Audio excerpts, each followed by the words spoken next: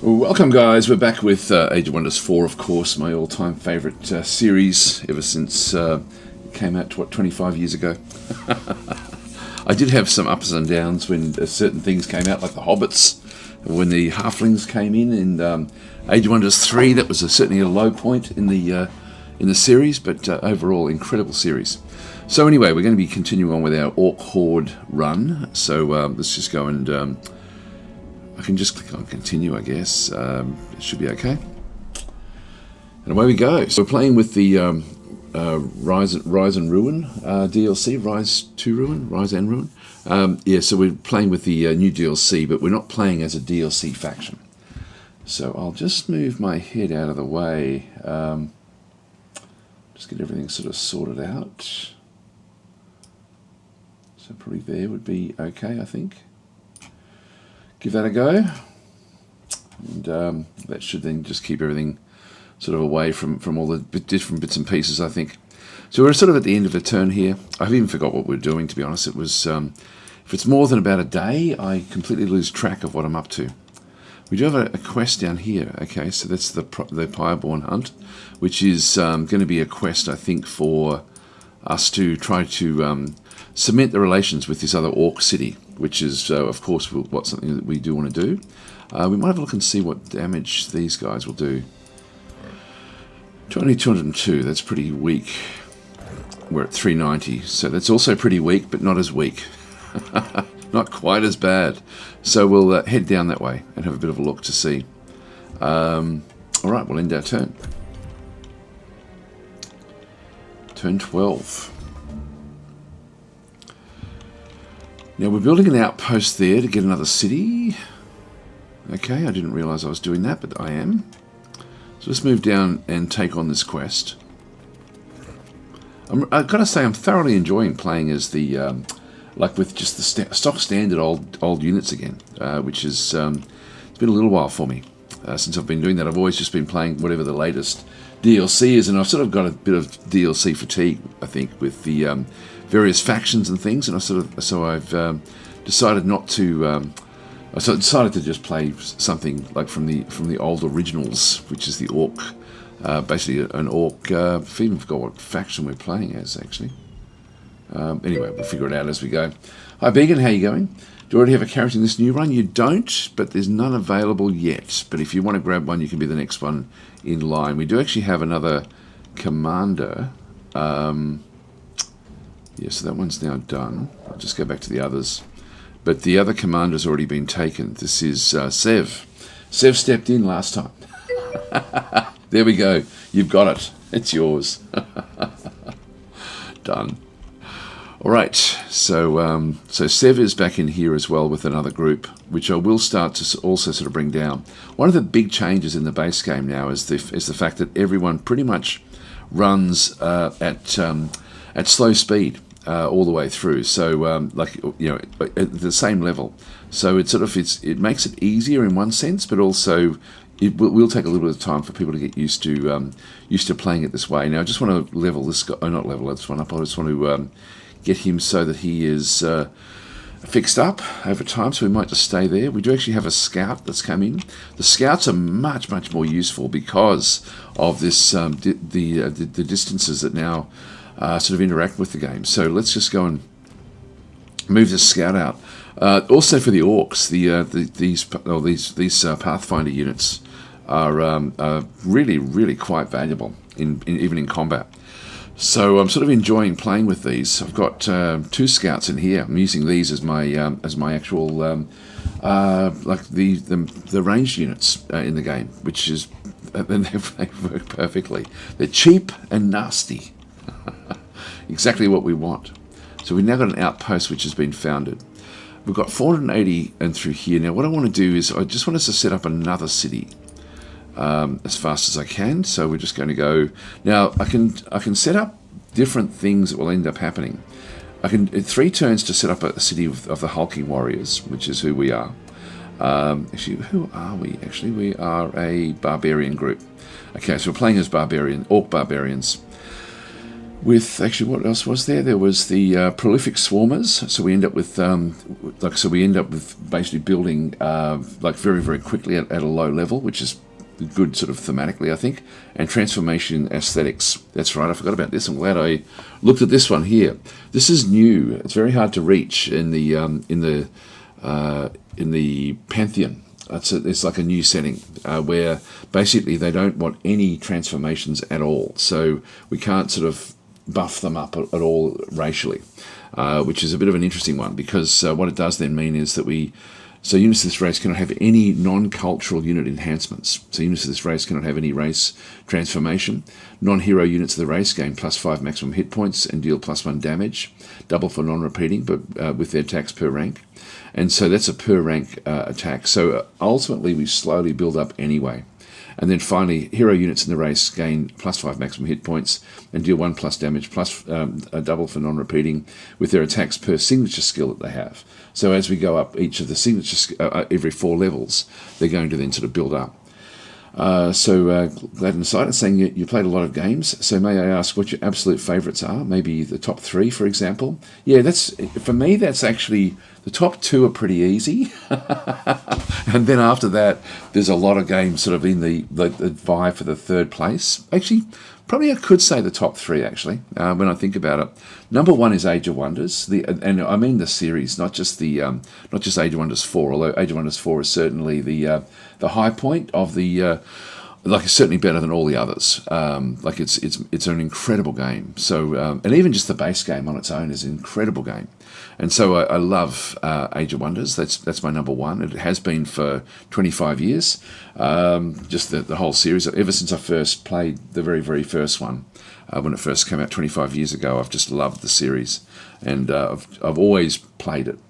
So it's been one of my go-to games just for relaxation as well. Number 2 is Distant Worlds, and it was Distant Worlds Universe. Now it's Distant Worlds 2.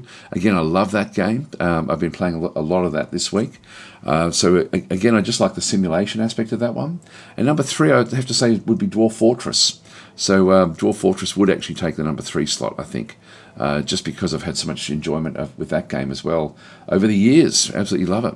And it's still, it's still a great game. I mean, it's not just still a great game. I mean, it's still in active development, but it is a great game. And then there's a whole heap of games that then come sort of like around that 3, 4, 5 sort of mark. But that'd be my tops. Other games that stand out in my head are I always think of Gal Civ, the Gal Civ series. I've always enjoyed that. Probably wouldn't reach those very high levels, but it's up there. Elemental, which is coming out next week, is another game that I think will sort of pretty firmly slot back into that area. I used to love Fallen Enchantress back when it was out as well, so I'm really looking forward to hitting that one pretty hard next week. Warhammer 40,000 Gladius. Incredible game. I would love them to make a version 2 of that using the new stuff. No, there's a heap of games. But I do have a real soft spot for Age of Wonders. I just absolutely love it. Hi Cygnus, how you going? I don't know if I said hi before. But no, it's a good question, but I pretty much know what my tops are. Just because I play so much of it. Actually, if I try to think of I think my most played game in Steam is Age of Wonders 3. So I haven't even reached back. I haven't been able to pull that one back yet.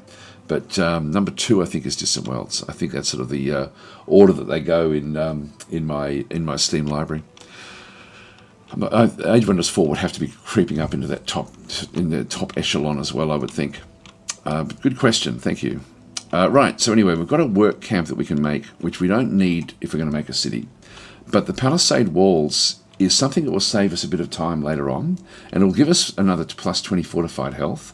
So for the sake of 3 turns, what do we gain by getting this one 3 turns earlier? If we just go straight for the city. In fact, before we even do that, let's just go to the Imperium. So this one here is nothing. That's not going to help. That one there we've already got defeating it. Yeah, that one we've already claimed anyway. Just see if there's anything. Okay. Founding and upgrading outpost takes -1 turns. Now this is 3 turns before this one becomes available. So this is just going to be for outposts, which will be useful. but it's not going to help us just yet. There's nothing much really here that's going to help us at all. So I don't think there's anything we can actually wait for that will sort of make it easier for us. So let's close that one off.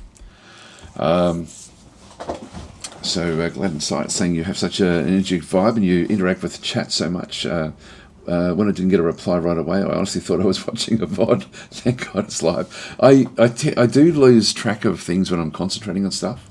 Hi Void Spark, how you going? And Sithel? Yeah, so I do actually miss things a little bit.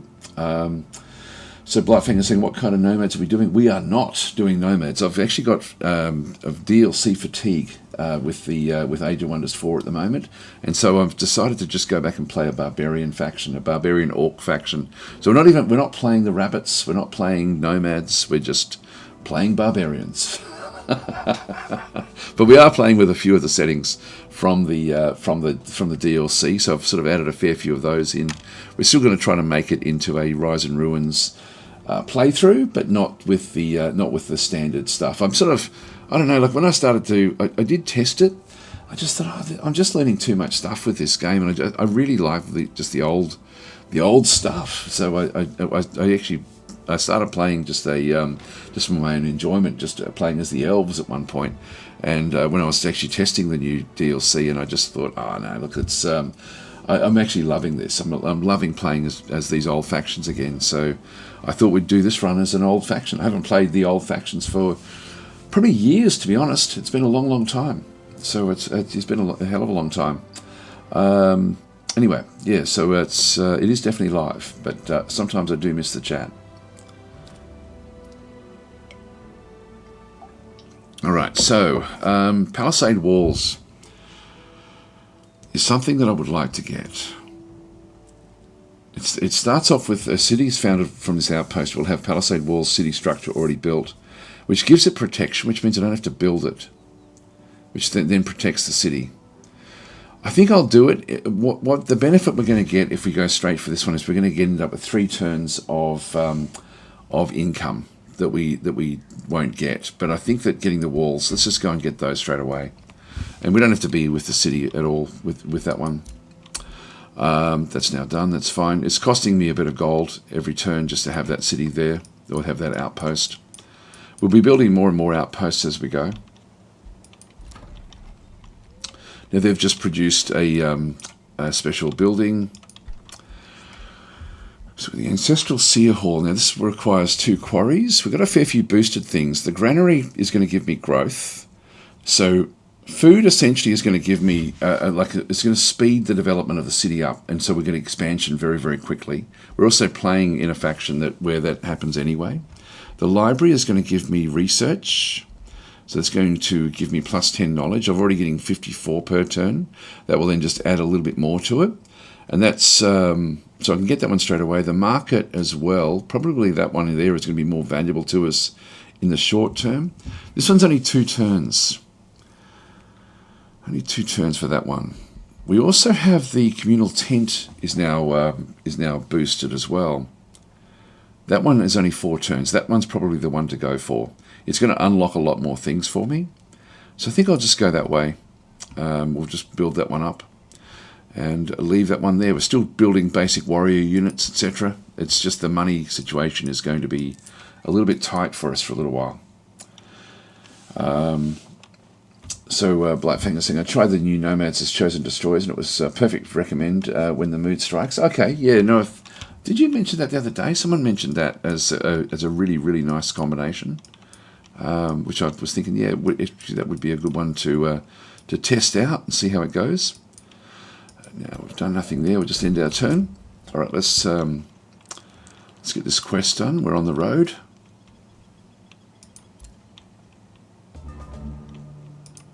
Yep, so we can reach it. So you can see down through here, the only units that I have that can actually go beyond the 40 are these. Even though our main leader is on this warg. So we've got the main guy, Grum Gertok, is riding a warg. Normally in the old versions of the game, or the previous versions, excuse me, the he'd be able to move at 48 as well. But they've changed it now so that any of the main army units will all just move at the same rate. I really like it, actually. It sort of makes you, it does make the game quite different. We are playing with the Rise and Ruins. This is actually a ruined node, a ruined mana node. So this resource node is ruined and provides no income or bonuses. It can be restored at a cost which will make it provide its income and bonuses again. So we can eventually restore it. Excuse me, sorry about my throat, guys. Okay, so Blackfinger saying, not me, I have not caught a stream since release until now. Somebody else has good taste. There we are. Hundredth Monkey saying, I heard you say at one point that this is your favourite game. Is it still the case? If it is, what makes it your favourite game? I love the tactical battles. I always have, and that's actually, and the beauty of it too. It's sort of like they're probably the two things, and it's not just the beauty for the sake of it being beautiful. It's the actual the color schemes in all of the Age of Wonders games are they're bright, but the user interface still has dominance. So you're looking at a very, very colourful world. Like if I go back out to here, it's not. But so many games are done in this sort of style to make them stand out, which is fine. That sort of works. But Age of Wonders is sort of special in the sense that it actually has like an energetic colour scheme that I find doesn't fatigue me, and so I've always found that it's always been something where I can play for hours and hours and hours and not feel visually fatigued.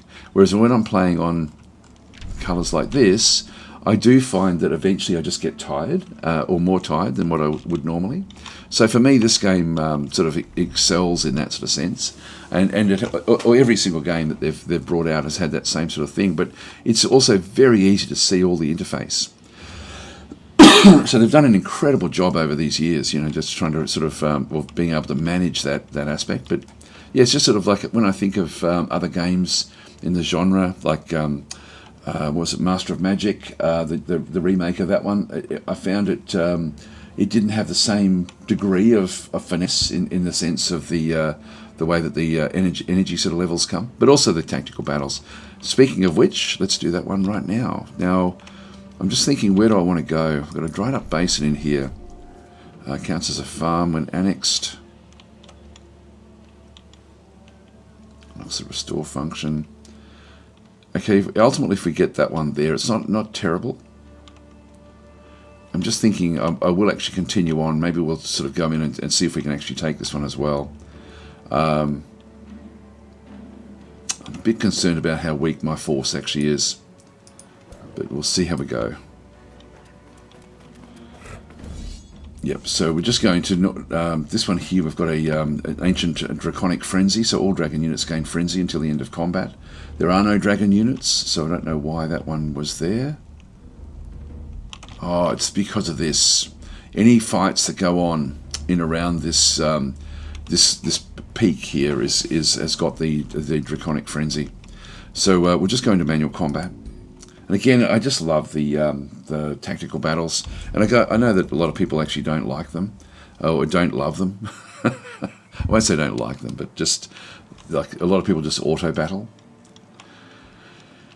The battles have always been very, very unforgiving, and in Age of Wonders 3 they brought in the aspect where you can always redo. So we have like a restart combat right in the combat itself. We can also now do quick saves in the combat. It encourages save scumming, which I do a lot of. Now we've got, these aren't really going to be a problem. These are, they've just got a charge strike. We just need to sort of probably try to keep away from that one. So we'll just keep it back a little bit before we get started. Just move them up.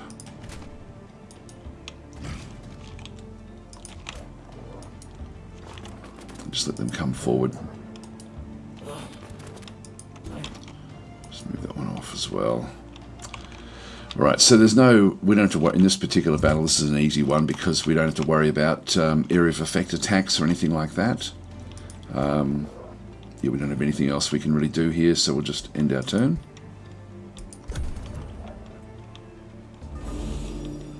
Now they'll probably stay back a little bit. I know they've come in. each type of unit, like if it's animal, it will not sort of think too much about its strategy, but other units will actually start to not give me too many hits, which is fine. I need to stop this thing from having its charge. So the reason I stayed back was because this one is a charging unit, and you can see there when I hover over it. This one does 20 damage and 8 fire damage. A charge attack gains 20% damage per hex travelled, up to 3 hexes. It cancels defense modes and removes retaliation attacks. Applies bleeding and searing blades. Now, because it couldn't do its attack, I can now move in and get an attack with it. So I can start to... We've got lucky clovers in through there. But nothing much I can really do with this one. What I'll do is I'll hit this one first of all with the bow, so I'm just going to use this one. Now these are all are much weaker, but they have avoidance. So these guys, if we have a look and see what they've got, they've also got a charge amount. So I might even bring this unit back in just to do an actual attack against this piglets, just to stop it from really moving ahead, and I can just use the main ones then to do their job against these others at the back here. But with these, we do actually have, these have got like an ability to, if I just click on them, got the charge strike, they've got a land movement, animal, they can evolve up to these gore tusk pigs, moving through the forest, and they should have avoidance, but I'm not seeing it there. They sort of have like an ability to make it a bit easier. Like, oh, that one's still 90. Yeah, no, forget that. No, that's not going to really matter that much. Look, I'll attack this one here. I thought that they were harder to hit if they moved through. If they did any movement. Each action point of movement made them harder to hit. But I may be getting confused with Planetfall.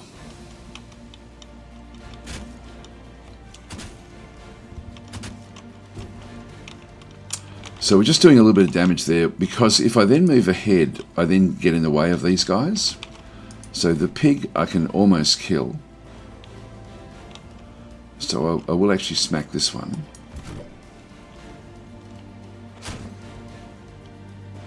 So it retaliates.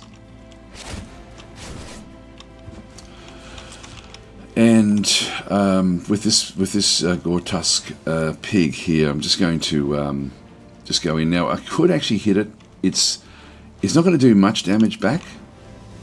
This one here again, I've got the if I do go and strike it, I've got there's one strike per action point. If I move into there, it wants to go back up to here, because even if I go there, I've only got one action point left. Like directly below where my mouse is, there's the action points. Like I've got 2 there. I've got 2 there. If I was going to go and attack this one here, I could actually go and attack both of those, but I just want to lock these in, so I'm just going to go and hit this one from back in here. Only 1 point. Let's just move around. It will retaliate. These are weaker than the other units, and the gore tusk, this gore tusk may end up wanting to go into here to fight this one, even with this one going back in. So we'll still just go and do an attack. There will be retaliation. But we get a couple of hits. And I've also then still got, I've got 2 actions there, 2 actions there, so it might be better for me to actually go from here and do it. But I've also got a free move, and I've got to keep on remembering to do this. We've got Decisive Command, which doesn't take up any action points, where target a friendly non-hero unit regains its action points. So I can do that within 4. So I can actually do it for any one of these. Now I can kill that one off. The retaliation should kill it anyway. So I'm going to give this one the Decisive Command. And now we'll just get another 3 hits at this guy.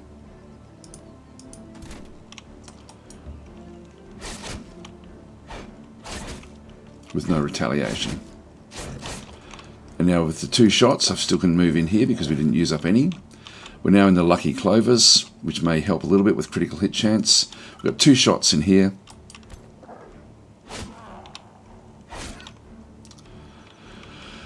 Alright, That's good, and I can use a spell if I'm wanting to, but I don't need to in this battle, so I'm just going to save my mana.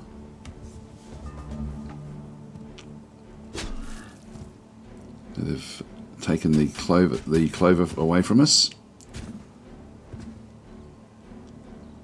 Oh, it's still alive. So now if I go to attack this one, it is 70%, and if you'll see that the arrow changes from green to red, and if I press the control key, it'll then tell me what it is underneath where the shoot bow is. It says plus 20% large target, minus 40% obscured by a unit. So I can, like 70% is still good. Now the way that the mechanics work in the game, which is a bit confusing, is that if you do actually have a ranged unit, it does have to sort of satisfy a 2-hit aspect, which is what we're seeing through here, the 70%. The 70% is for me to get 100% damage, but there's also another 25% on top of that where we can get a graze. So that leaves 5% at the very end where we can get a miss. So it's still viable to just do it. And with the miss, if we do miss, it can then hit randomly any of the other places around here, which still won't really worry me that much. But so there's a very, very slim chance to go and get that hit. If I was going for this one here, it would be 50-50 of even doing any damage to this thing at all. So it would actually kill it if we got all 3 shots going in. But in this case, it's not really worth it because I could miss and hit this guy. So I'll just go for this one here. So the scouts are quite useful. That last one was a graze, but it was still enough to kill it.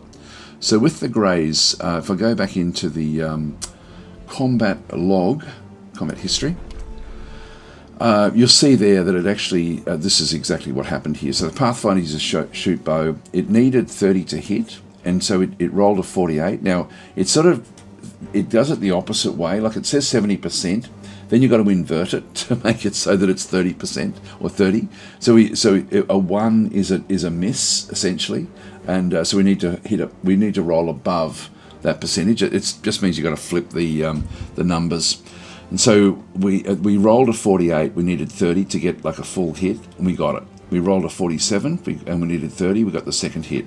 The next one, we needed 30, but only rolled a 26. So that's where we were inside that 25 range, where we got the graze, but it still was enough to kill it. So that's just what's happening with those archers. This one here is a 50-50. So again, there's a 25% chance we're going to miss, but let's just take it anyway. Now that's going to be that we actually missed, but we didn't actually hit anything else around it. And so again, if we have a quick look at those, as we sort of moved on down. So in this case, we needed a 50, we rolled an 11, so that was a miss. Needed a 50, we rolled a 40, and that was just a graze, so we only did 7. And we needed a 50, we rolled a 2, so that was a miss as well. So we had a couple of misses there. But I should have moved up in reality, and that would have then shortened the distance. Let's just kill this one off. And we can just kill this one off as well now. They're orcs.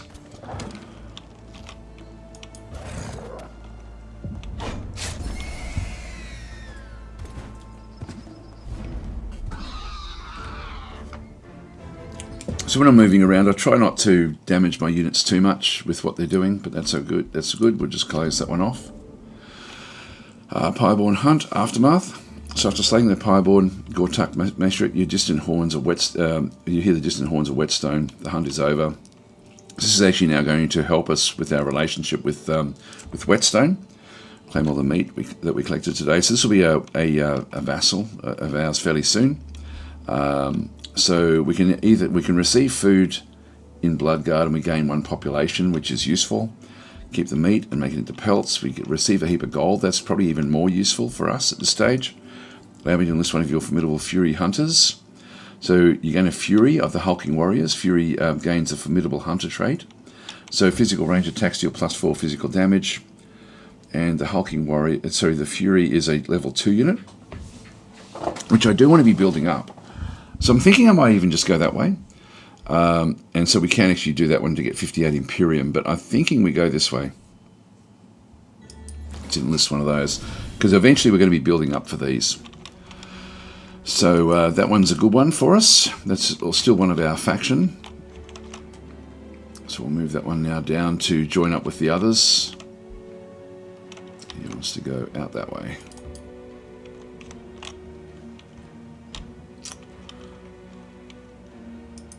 Mentorship. Well, here is under your control gain experience. Okay, that's so we've now got this research. So can you research? Now, because the scouts are so useful, I'm actually thinking of getting some of these. Although these are unit enchantments, which I don't know if these apply.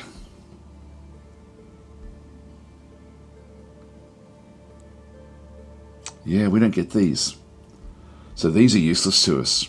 Constricting focus is another unit enchantment. So we can't make use of any of these. These are useless to us. I have to reshuffle the research. That's what I want. If we had units out that weren't the orcs that we're playing, we'd be able to ultimately enhance them a little bit, but we can't really do that. It's not going to work. Right, this group is still healing up, and we just want to keep on going off and just searching, looking for areas like this.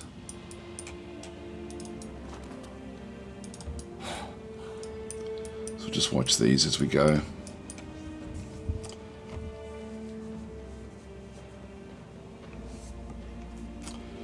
Okay, looks like you guys are talking about different things. About logistics. Yeah, the game I think is fine without, like, I love games with logistics, but this game doesn't need it. I'll see what's in here just to see if this is worth trying to crack open just yet. I might start to bring these guys down. I'll let this one heal up first, and then we'll come back into it properly. So just leave that one where that is. End the turn again. I'm going to grab myself a drink of water, be right back.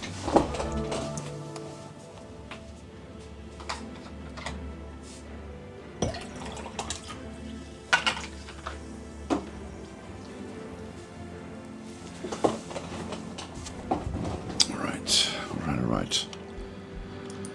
Here I leveled up. That's another thing that's now changed, is that the units all gain experience every single turn now. But having said that, this one still adds a lot to it. It still adds plus 15 experience, so it still is worth getting. I think that they get 10 each turn as well. So it just makes it easier to level things up. And we get big bonuses as our units get veterancy. So I'm going to start there with that one with Sev. We'll confirm that one. We'll close that one through that side. Still got one little area to go. Let's just keep on moving across. Oh, okay. Blackwall has. Okay, that's inside their territory, so they've declared war straight away. So who are these guys? Guildmaster, the skillful chosen ones. Who are the skillful chosen ones? Okay, these are sirens. White-born sirens. So undead. We can sort of see the skull through what's in there. They're going to war. Okay.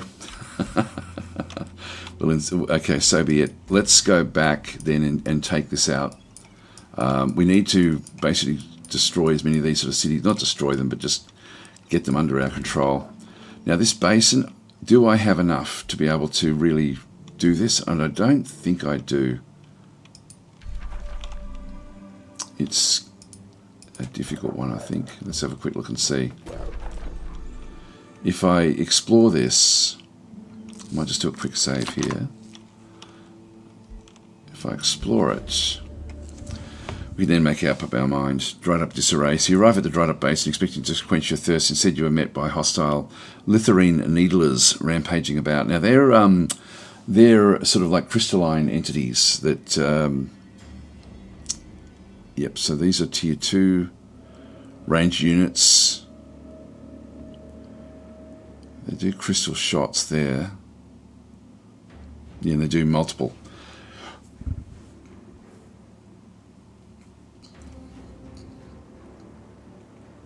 Okay, unless one intervenes the battle, we'll know no end. Will you step and harmonise the elements of the dried up basin?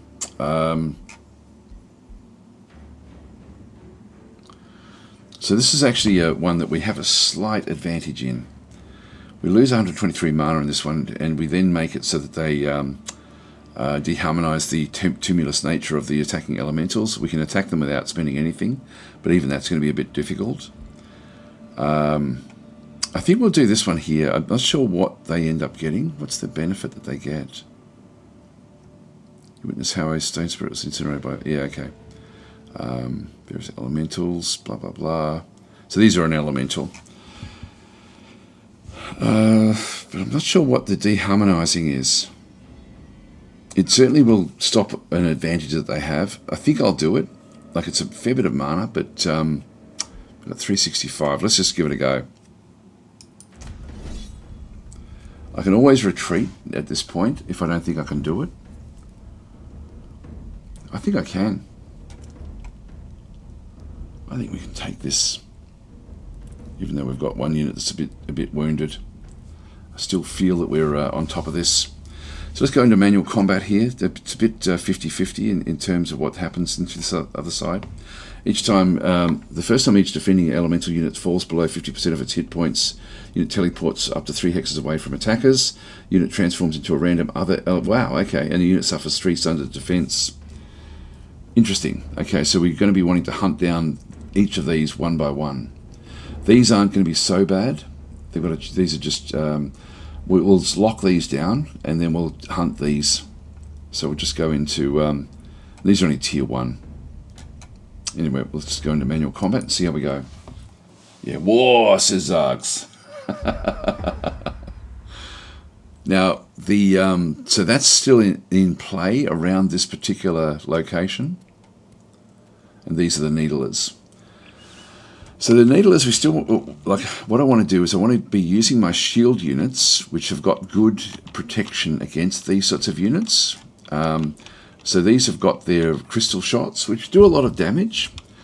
So we will be needing to go in a bit closer with them. In fact, let's have a quick look and see if there's anything else that we need to know.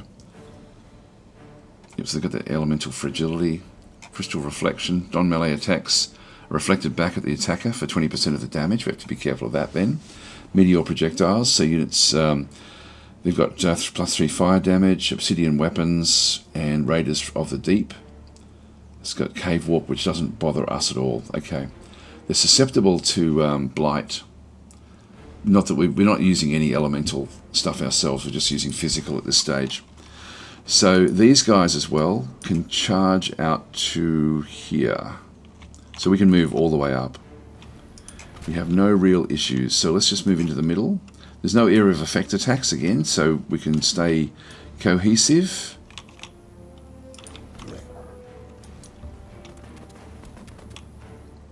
There's no benefit from any other areas around here.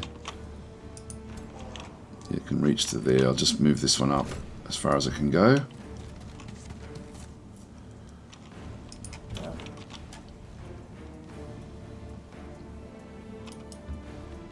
These will be probably targeted, I would guess. What I'm trying to do is make use of the shield walls that we have.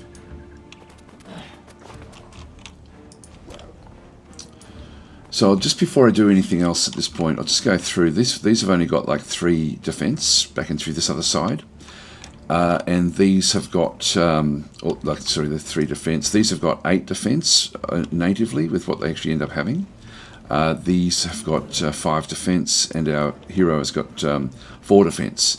But all of these guys have got shield walls. So if we have a look at this 8 defense in through here, the 4 that we have in through here, and then the 3 there. If I go and make this into a shield unit, it then gives a bolstered defense to all the others around it. So it's now sort of improved it. This one is now gone to 10. So it's actually got the shield unit. We've got it's elite. It's getting +1 from there. Materium dedication +1, shield defense +3, shield wall +2, and tough +1. So we're getting very, very good protection with these units. This is why I'm not too, even though these are only tier 1s, they really can help. They can do a lot of with what they do. Our main unit in through here has now gone from 4 to 8. So we've got in through this other side, we've got the bolstered defense has now given it a +1, as well as the shield wall itself. If I go and now make this one into a shield wall, it then goes and applies it again all the way around it. This one's now 13. So we're now sort of getting very, very limited damage coming back in. And this one here is now 11. Make that into a shield wall. And that then goes up to 13. These guys are now 7 before they do anything. These guys are 6 at this point in time, and this is at 8. I'm just going to lock them in. They get a little bit extra. They get another 2.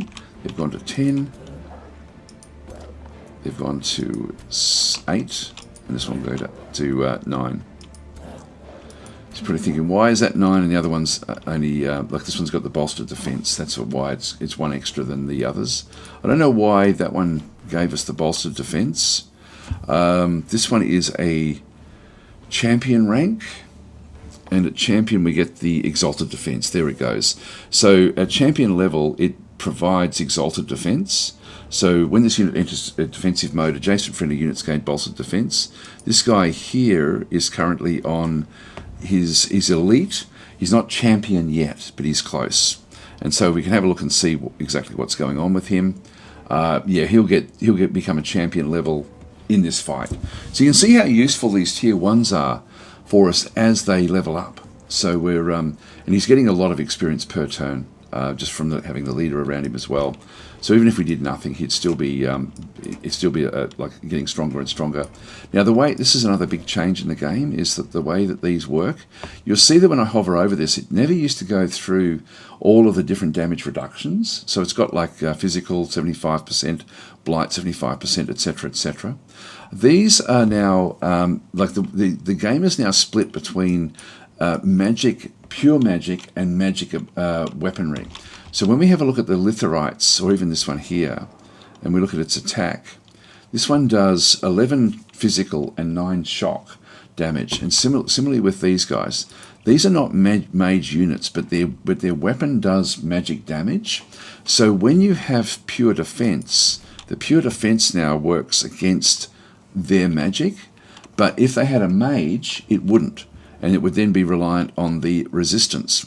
And so what this one does is it makes the mages more viable, as well as sort of like, you know, it allows, like they found that the game was sort of getting away from itself a little bit with the magic weaponry, like just saying, only having to look at resistance and not looking at the actual physical protection. So now they've actually switched that around, which again I think is a great thing to do. And yeah, Blackpack saying they do need to specify if more attacks are physical or magical now. Well, you sort of know if it's a magic attack.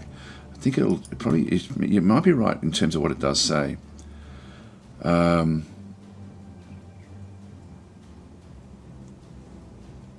Yeah, I'm not sure. See, the meteor projectiles, I don't know if that is a magic attack.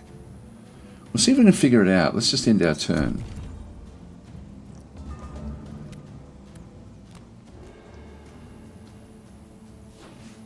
Oh, there is an area of effect attack. Didn't realise that there was. I should have checked that more thoroughly. Anyway, not that it matters that much.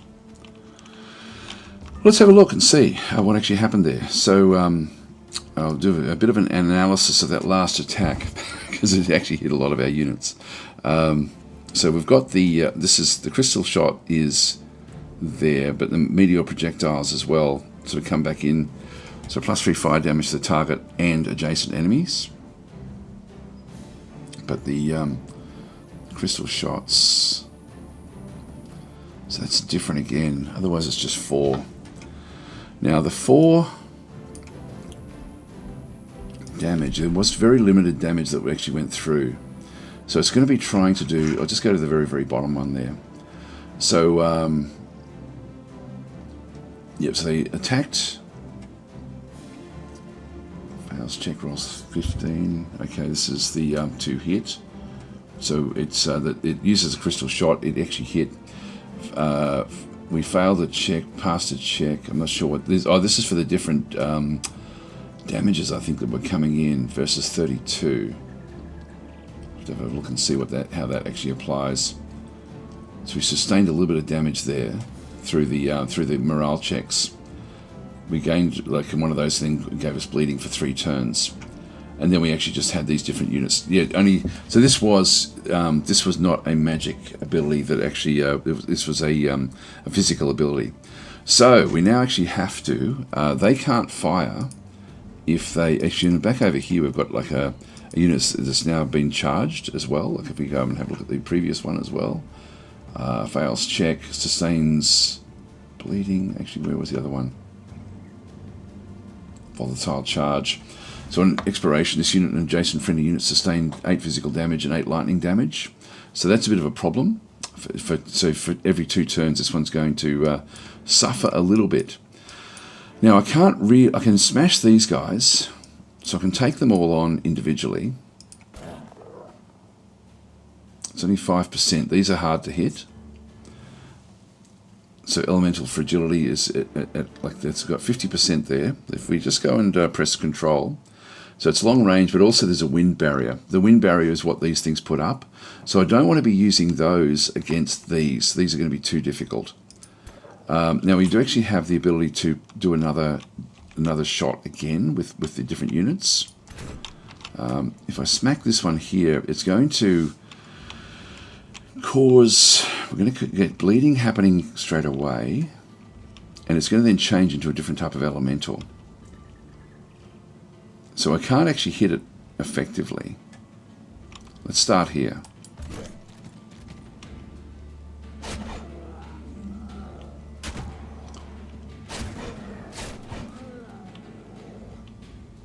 It didn't quite go down. In this case, I'm just going to use this command again. To see what actually happens, I wouldn't mind trying to change this into a different type of elemental.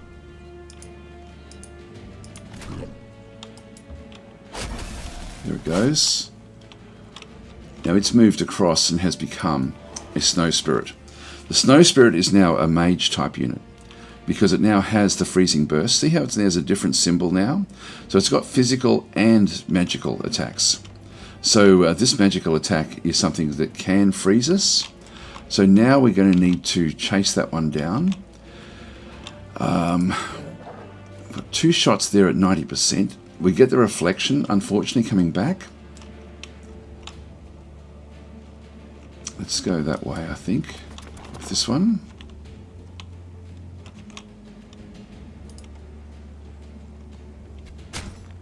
Yep, 3 coming back.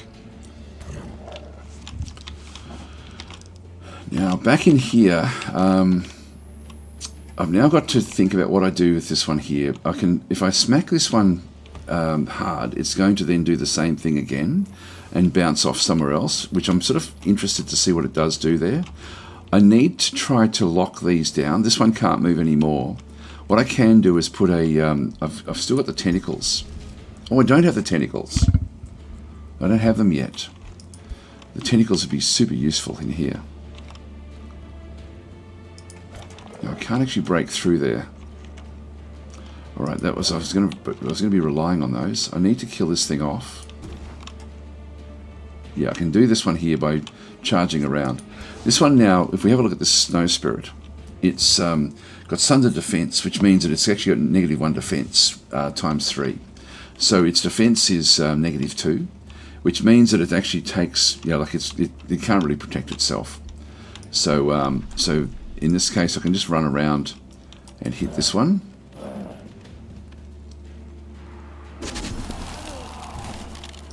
That's 1 down. And I'm probably going to have to wear 1 big shot from these guys initially. I think what I'll do now is I'll do the charge in here and bring this one down below 50%. I mean, I could use this as well. No, I'll do it this way. I've got 2 shots there, but I'll only get 1 shot, I think, before it goes under 50. What did it change into? So this one changed into a mage. So this one now just has the actual full-on firebolts. So it's now been damaged, and yeah, it can do a little bit of damage to us, but I'm not going to worry about that one. I'm going to have to ignore this one completely, I think. Or not completely, but I'll set these up so that we end up doing the attack this way.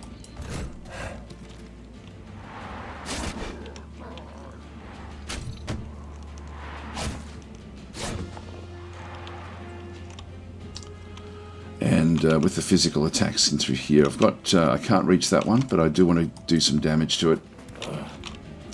And again, I've got 30%, but I'm not going to take that one. I'm going to take this one here.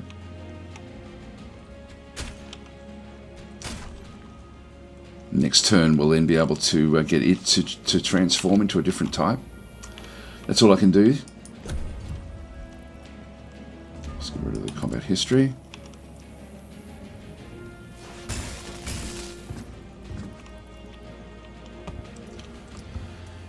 The nasty shots coming in.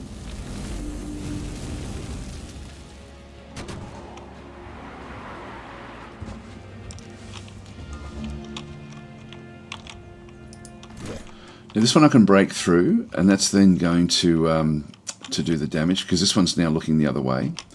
I can hit that one and then open this one up as well, so I think I might do that. Let's become another lava, like a one of these units. Now we do want to get this thing to transform as well, but I can kill that one off straight away, so I think I might do that.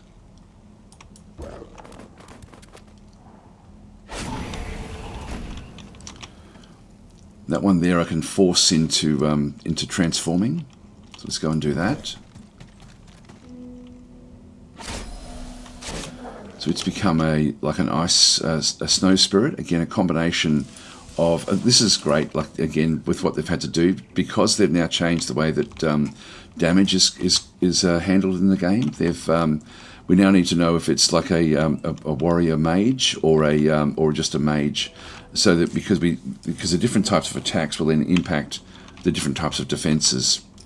I really like what they've done with that. It sort of seems like it's convoluted, but it actually works, I think. I'm going to move that. I've got 2 shots there. These are great, these little scouts. Only a graze, but we got it in the end. So we're down to just 1 snow spirit now. Do 65 there with 2 shots. But what I want to do is I want to go in and hit this one again. Now if I go and sit there, right at that position, I'm then going to block this other unit. So I don't want to do that. I want to just get, like I know that I want to be here or here, actually, either one of those. But if I go to there, I then block the run. But what I can do is move this unit to here. Move that unit back to there. And then I still have the same range because I'm not blocking the shot. One hit. And now we can just finish it off.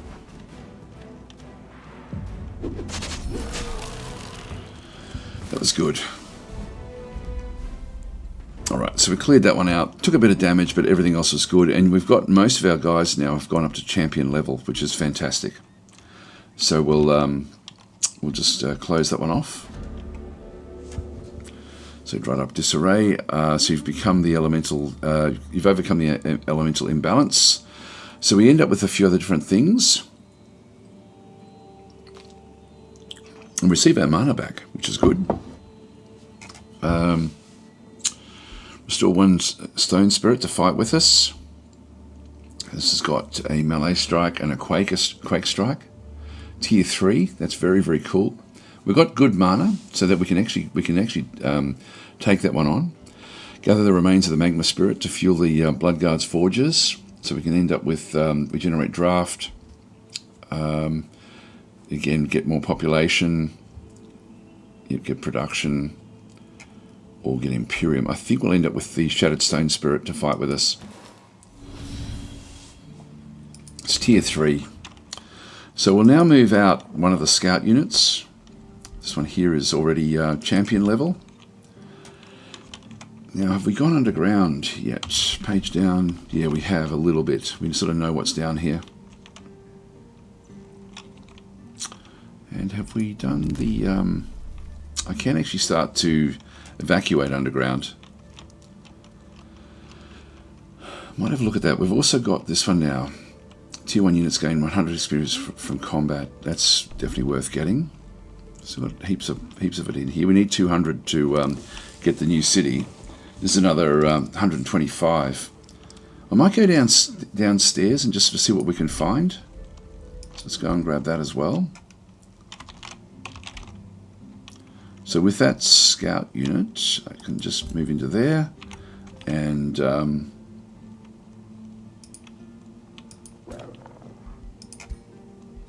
let's undo that one for now.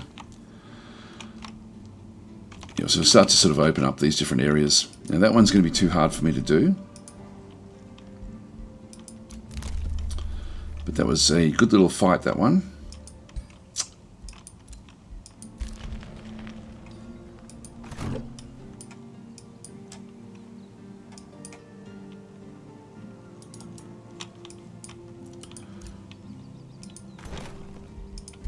Grab this one, just bring it down. And I might as well wait for these other armies to join us. And we'll sort of figure out what to do. Okay, we can grab another province. And I'm sort of wanting to get and take a bit from Whetstone. But Whetstone ultimately will be part of us anyway, so I don't really need to focus too much on crimping them out.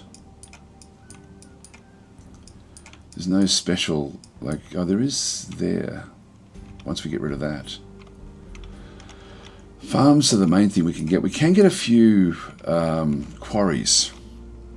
And we don't actually have quarries yet. It's all just farms is what we've gone with. And some of the some foresters as well. I think we'll actually start looking at quarries. Although, again, getting that one there would be very, very useful. Got a forester there. We'll come back for this one. So let's move this one back up.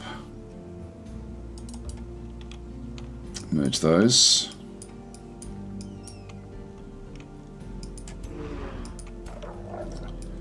And I might as well just keep on moving across here, I guess. Now we're sort of in control of this, but we don't really I don't think we've cleared it, and it's essentially sort of ours at this point in time, but we don't have the benefit of it without building a something that we then can then go and take it. Like, so I'm thinking even a city down in here would also be very, very useful, and then we can start to resurrect these different locations. In fact, even let's have a quick look and see. Yeah, we get the benefit of Horde of the Fallen is provinces adjacent to the landmark gain +5 gold. So if we build just out here somewhere, like let's just look at this one into this other side. If we built down in here, I don't know if the actual home province gets the +5 gold. Because I was thinking of building there, but I could also build there. And then I can get the underground stuff as well. Then I can get this, ultimately, and then rebuild this iron deposit back up. That one's already a farm for us, once we get started. So I think it's either building here or building here. And then relying on the underground. I think, gosh, it's a bit of a tricky one. Oh, we've also got this as well, that's right. These give us knowledge. So yeah, this is the spot. This is the spot for us. We can then build conduits and stuff. So we'll actually build into here. So that's another one that we then need to go and get. So we've got ourselves this stone spirit now, which will start to sort of level up over time. If we do get enchantments, I can actually give the enchantments to this. So I don't have to, it's only our native group that doesn't get the actual enchantments. This one here, we're just having a bit of a look around. I'll just turn that off now.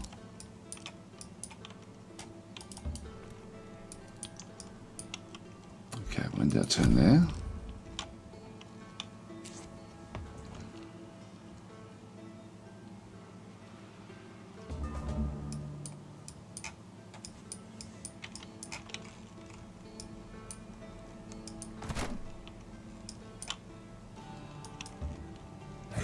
So we'll get rid of this from this pasture.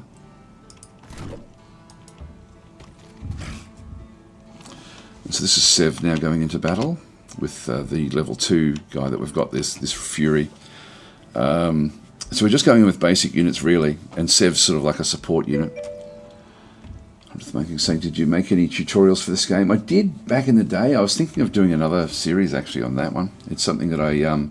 particularly now with the new changes, I think that the changes warrant explanation.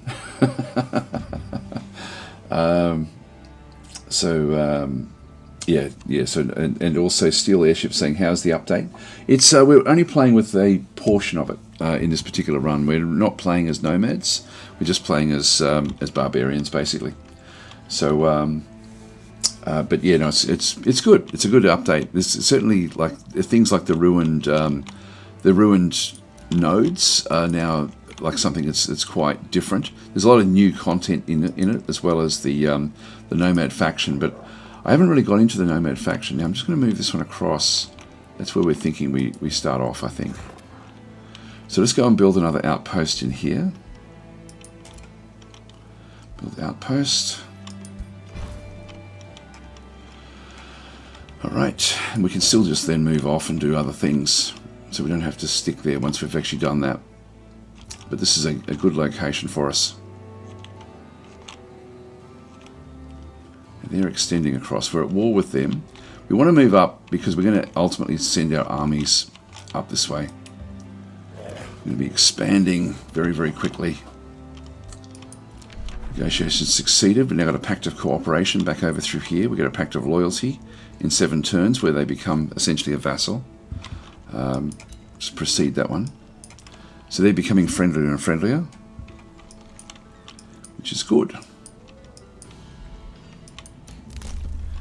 New Empire development skills. So this one here is destroying an infestation or conquering a free city. Grants a stack of friend relations with it. I'll do that one, I think. Again, I've still got enough there. What's this one here? Founding or absorbing cities takes -2 turns. Actually, we'll do that. Do that instead. And we've got this as well. I should have done that one differently. Anyway, we've gone beyond that one now. Yeah, no, I can't. I'm going to have to just leave it there because I need the 200. Let's turn that off. And we'll now just go down to this other outpost. So, this outpost, we want this one to be a city of the hulking warriors. We can get up to 3 cities, which is now, this is going to be our 3rd city, essentially coming back over here. Produce the palisade walls there, that's fine. So we now actually, when we build this one, it's then going to come back up as a, with the walls actually, actually that's even, we're getting that in 1 turn, which is good.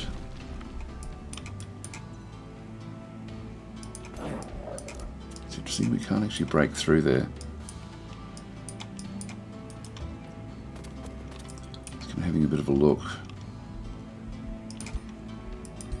That looks to be a bug. We should be able to make our way, if we can open it up, we should be able to walk along it. And for whatever reason we can't. Maybe I have to get rid of this first. Alright, so this is the scout that actually found the location. We're just going to move this one back now to join up with the rest of the army. And we'll just go in and finish off this one. Just do a quick save here. And the armies, we've got 2 armies now which are fairly strong. This one's a level 3. Now, Ilvan the Spellcaster. Interesting. All right, and we've got a couple of Orc units as well. These are sort of like units that have rebelled to the manual combat.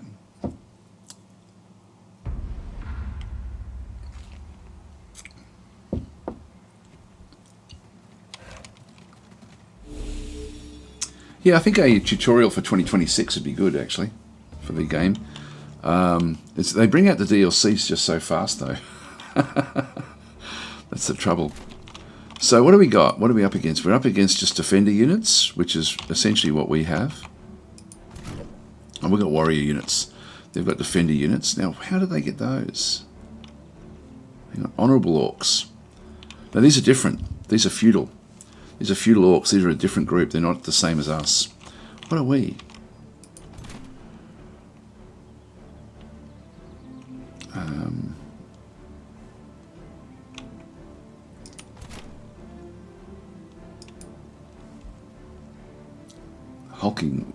Hulking warriors is what we are.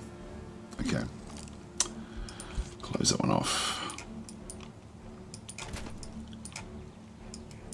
So very, very similar with what we end up having. This one here is a mage. Now Frostwind deals damage to units in a 1 hex radius way out to here. So I'm going to not go very far then in that case. We're going to need to catch that guy.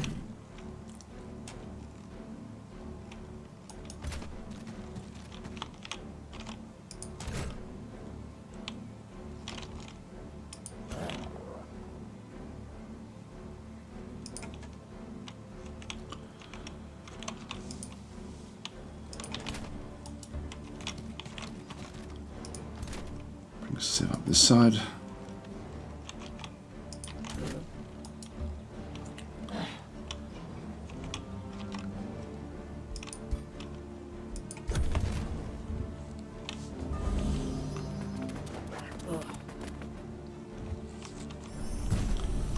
Whoa, gee, that was powerful.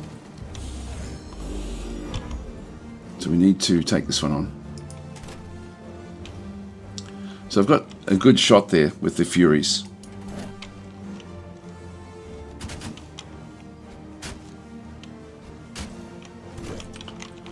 In this case, I've got 2 shots there, only 1 shot there.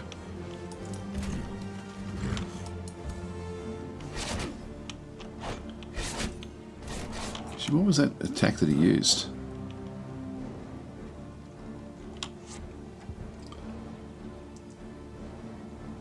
It wasn't lightning strike.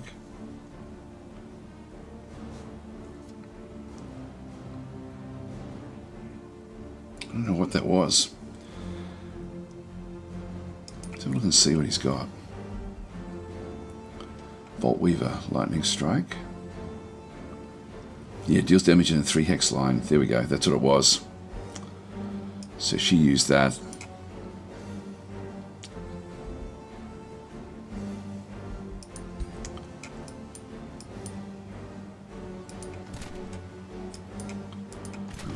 Now we've got Sev can, this is just a 1 attack type thing, so I'm going to move across here and just do another.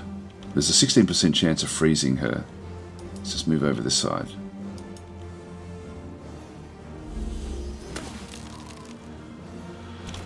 But it is damaged. Now we'll be able to run away.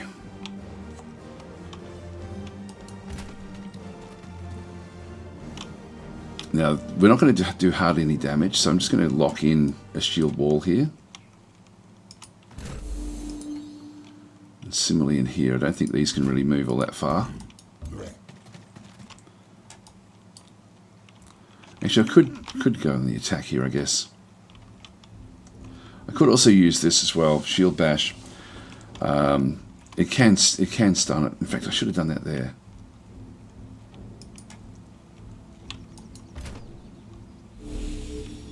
It's been stunned.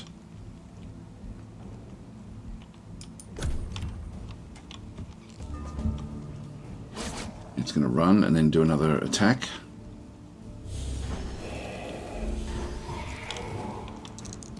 It's been frozen, which makes it a bit more susceptible. That shield wall is helping. We need to kill this other one off now. 90% from there. I'll take it.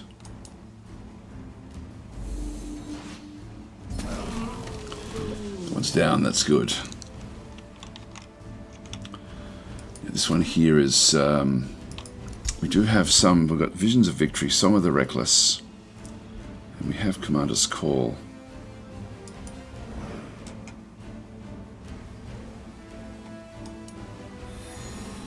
Let's give it a little bit of health. Try to stun this one. There we go.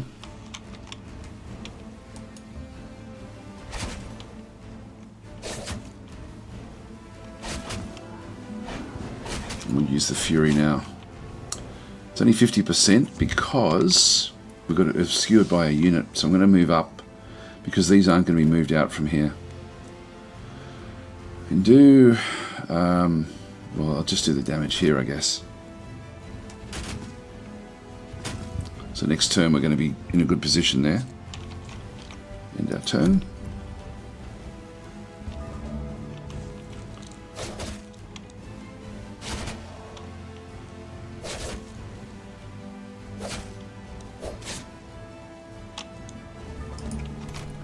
Now we've got a chance of freezing this one, 30% chance.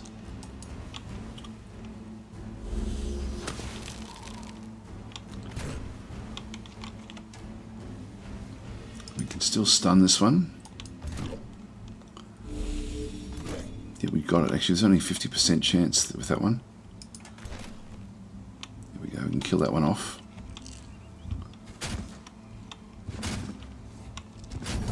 Nice.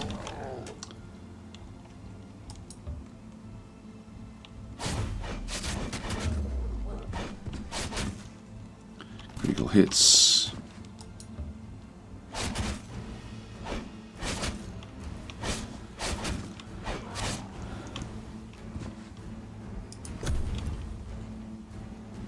Okay, it's losing morale.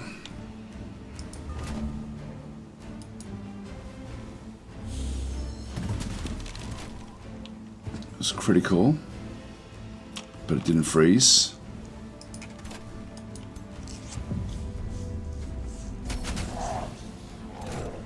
Good.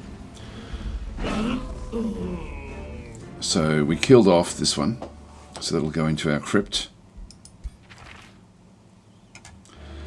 Now we've got a wolf mount there. It's only tier 1. And we've got the Adapt Amplifier, so plus 20% magic damage and ignores 2 status resistance, which is very good actually. So let's open up the hero screen. We don't want to give it across here. We've already got a wolf mount anyway. So we just go across to Sev. So Sev can't use a mount with this, the Staff of Frost, which I'm happy enough to keep the Staff of Frost. It's only it's pretty weak, but it'll do. It's this thing here that's going to then make life a little bit more interesting. So we'll confirm that and close. What else do we have? Heavy armor greaves aren't going to really help us. Okay, that's good. So we're now actually getting even more growth in our main city. We want to make use of these special locations, both of these, as much as we can. That's going to be all 3 of our cities. We can get another city as well later on, so we can get up to a 4th city. So the remains are now in our crypt. And she's lost all of that. That's all been destroyed, unfortunately. I can always sell the remains later on if we need to.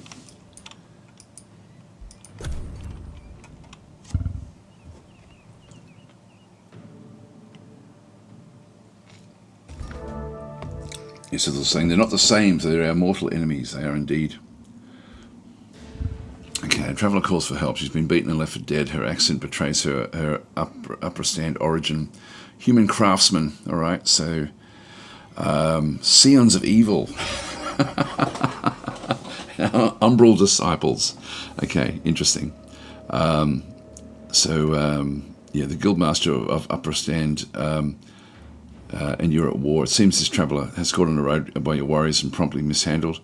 The traveller shivers, yeah, blah, blah, blah. Help, I'm Nyla Osmark, daughter of Craig Osmark, the Guildmaster of Upper Stand. How will you act? Hire physicians from Bloodguard to save her life? We don't want to do that. Nurse your enemy's daughter back to health as a prisoner. It's a good character action. Again, we don't want to be good. So growth is blocked for 1 turn. Or ignore Naila. Your minions eventually bring back in her cold body, so that will then move to the crypt. Or decapitate her and send her head back to Craig Osmark. So evil character action, -20 alignment. All characters controlled by Upper Mark received decreased morale minor for 12 turns. Now, where is Upper Stand? I can unfortunately have to make this decision. I can't move back out. I don't think I can click on that to be taken out to where it actually is. We are at war with it. I think it's across the water. Now, I think I prefer this one because I prefer her in the crypt. So I'm going to do that. That just means that she's now inside the actual crypt that we've got inside the inside Bloodguard. So we go to Bloodguard. Oh, this isn't good. We need to fix that. Tavern. That's important that we keep on top of this. It's going to impact us quite negatively. We're now at level 2 as well, so we've now got sort of like the next level of things we can then go and do. The bathhouse as well gives us another bunch of city. Like if we just get one more quarry, that's going to be helpful as well. So I'll make sure I get a quarry so we can get the bathhouse as well as a boosted thing. Money-wise, we can certainly go and start to grab some of these. We've got the lieutenant we can now get. This is a fighter unit. Discern weakness. So the lieutenant is target enemy unit and all units of that type gain 2 under defense. I like the idea of that. The Furies as well I do want to get.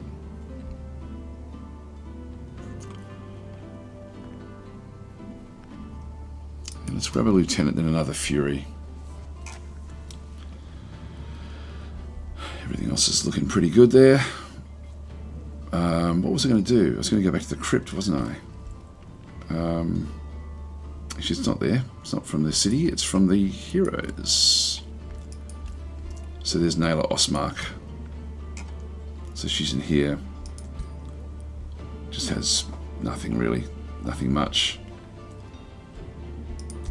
We can sell her dead body back for 100 if we need to. That's okay. We'll just leave her where she is.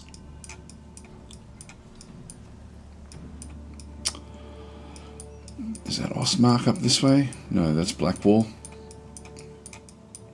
Upper Stand. There we go. That's the that's where she's from. So who's in here? Oh, that's the undead. Yeah, we'll destroy them. We'll march forward now with all of these different units. So we've now got that pasture, which is going to give me even more growth in the capital. And this group can now sort of wander off.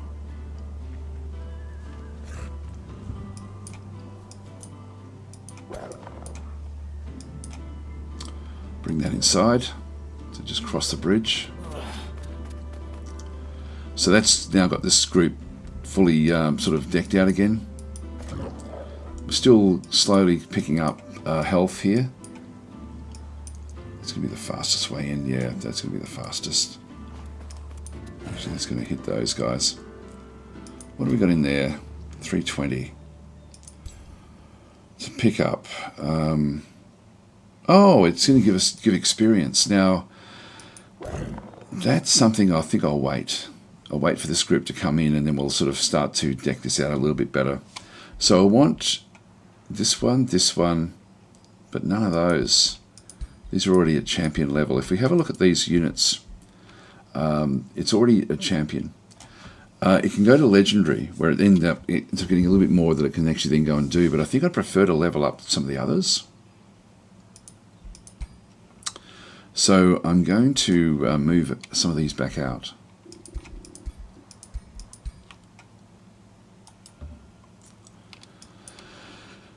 And then we'll move this one in, and then actually have the group go in. Like we'll level up a few of these guys as well next turn.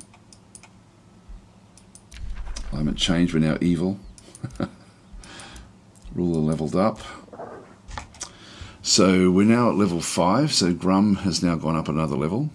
We do actually have things, for example, like logistics to sort of keep the base unit upkeep low. We also then have the plus 10 hit points with the endurance training. We do have the foraging training to give us a little bit more health. That 10 hit points is for everyone, which could be very, very useful. I started off down this way with the Berserker. Got Frenzy. We also have this one here, Second Wind.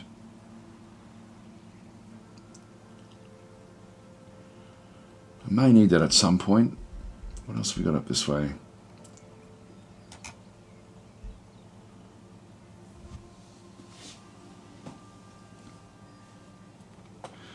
Okay, so base attacks have a base 60% chance of removing one positive status effect. That's actually not bad. There's some good stuff in here. What else do we have here? Offensive formation. While army leader, all non-hero units grant plus 10% damage to their or plus 1 defense, plus 1 resistance to adjacent.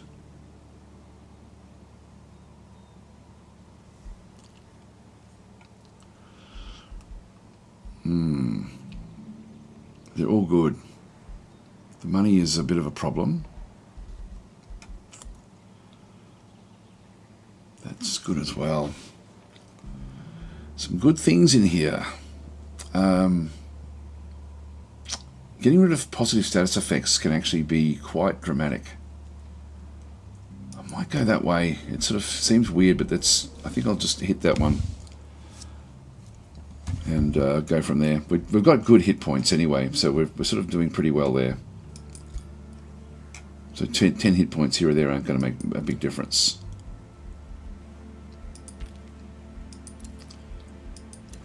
So Mountwood is now the new city, and in this city we need to now go and give a new governor.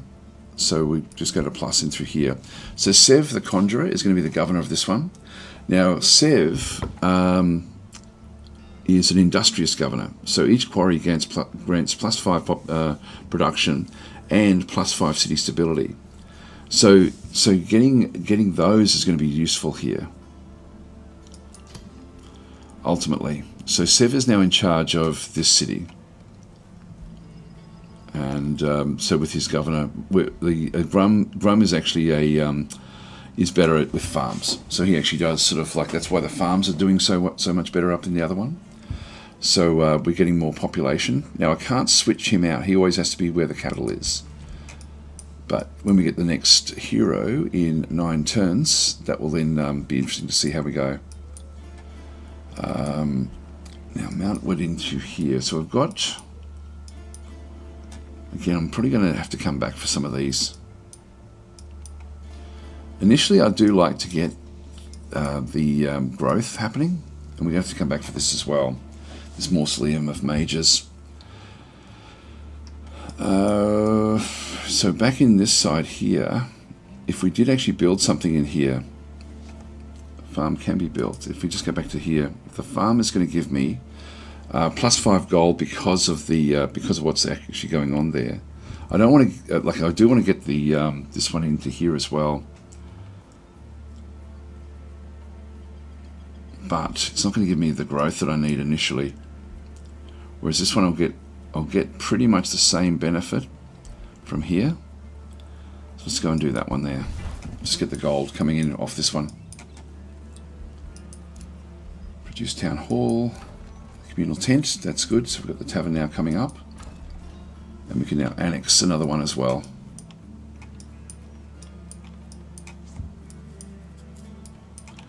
now we wanted to start to get some of these out through this other side, the quarries. Now, eventually, that will be able to pick up that quarry. So I might leave that for the other city. And we'll just pick up some of these. I'm only getting this just to get the booster. Now, if we have a look inside Bloodguard, we now actually have the bathhouse, which is we'll get this one a lot faster because we picked up that quarry. So I might even just lock that one in as well, just because I'm concerned about this city stability. So I might just go and build both of those at once. It's been excavated. Nothing much else there. I'll just see if I can get rid of some of this stuff. Just want to open this area up. Just go page up or page down and just watch this in here.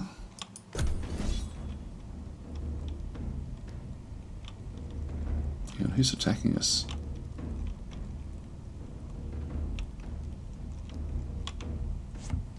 Hang on, that's...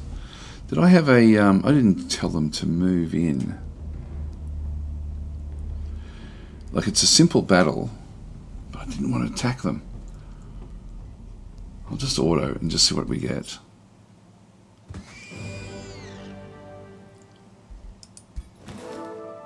Oh, no, I don't want that to be the case. Hang on. Load the game. Hopefully this will be the one that we want.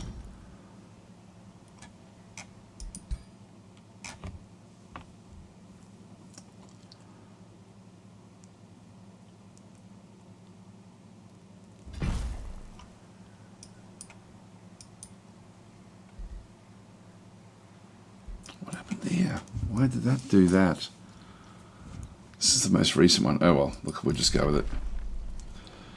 Good news in turn. So sorry, we'll have to play this one out again.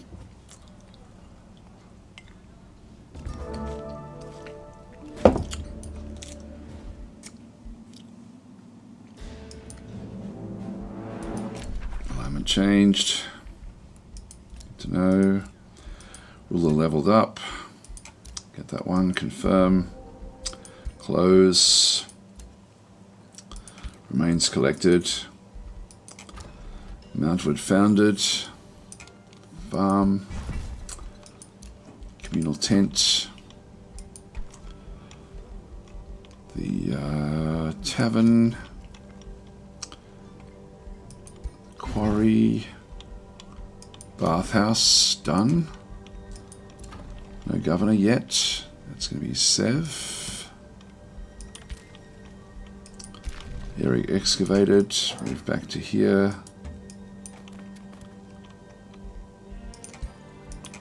Get that one. I don't know why they tried to move into that location. I don't want that to be the case. Moving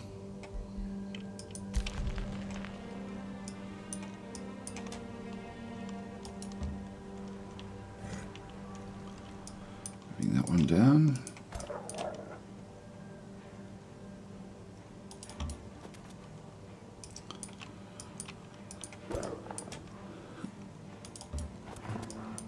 This time I won't go near it. I'll just stay back here. Then we should be okay. And then we'll figure it out next turn.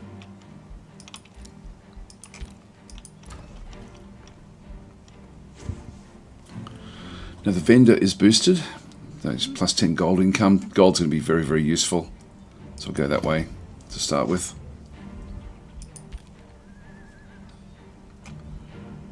We'll end our turn this time.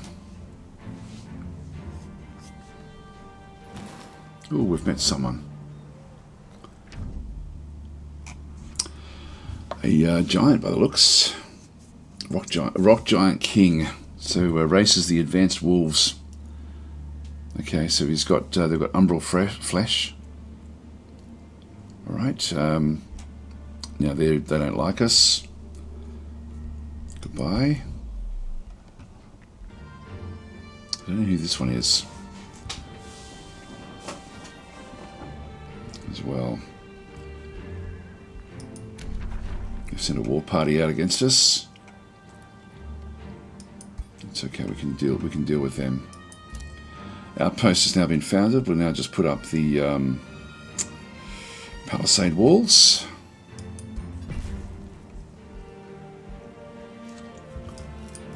And we'll have to deal with that group as well. I found a gold vein. This is why I wanted to get that city nearby. Nice. And I'll excavate that one as well. They've already produced the vendor. Workshop. Let's go that way as well. Okay, this group. So the ones that we want to have leveling up is this one, and those two.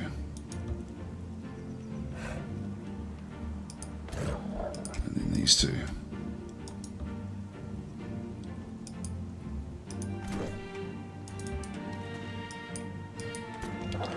Let's do a quick save.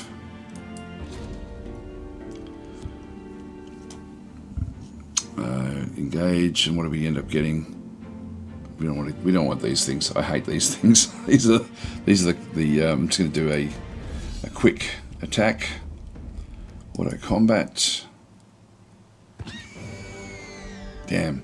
So this is where I now need to retry, because I don't want to be losing units to these sorts of this sort of group. So I've left a small group sort of back out of the way. So we're just going to do a retry. Can you resurrect those remains? You can, I think, if you get certain abilities, but we don't have that. So if you sort of got like necromancy type skills, you can do it. Alright, so these guys were already a bit injured, but I will still take them up and lock them in. Let's leave them back there.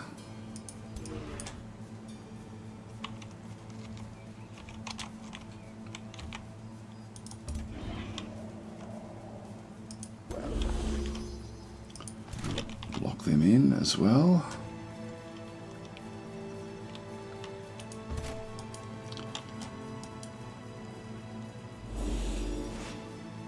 Missed.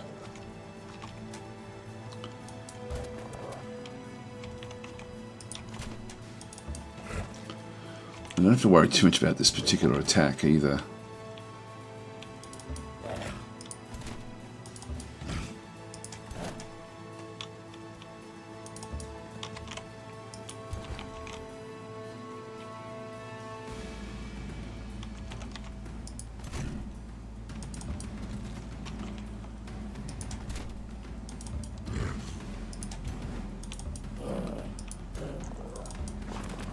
That'll do us. Yeah, it's a shame that we have to micromanage this one. It really wasn't worth doing.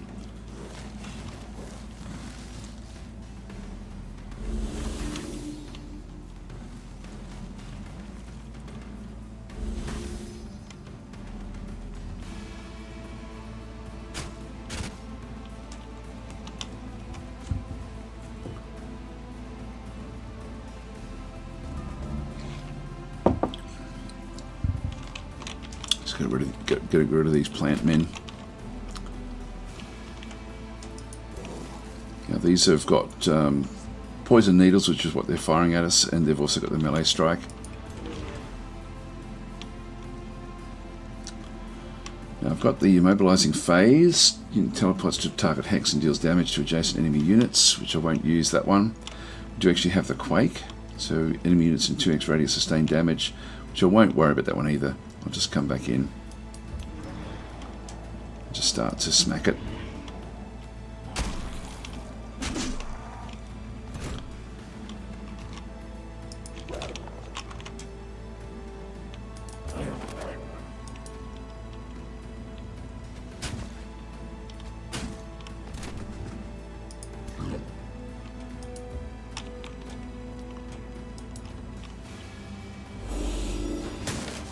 Oh, he froze it. That's good. Okay, so we can just keep on smacking it. Oh, went to the wrong spot. Once you do damage like that, you can't actually undo the move. And really, I should have moved it to there so the others could still actually have a good go at it.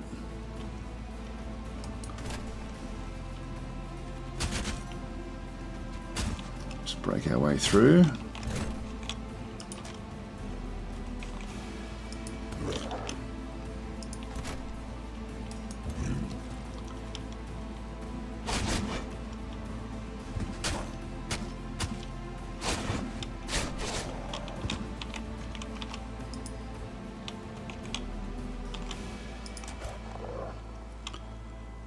Give this one again another decisive command. So we have another turn.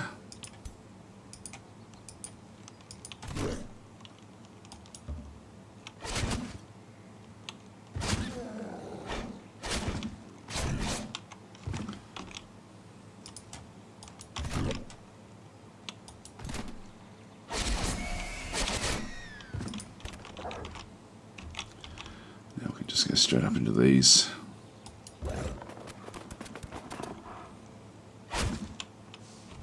So we get the extended moves in the tactical combat. Let's stun this one.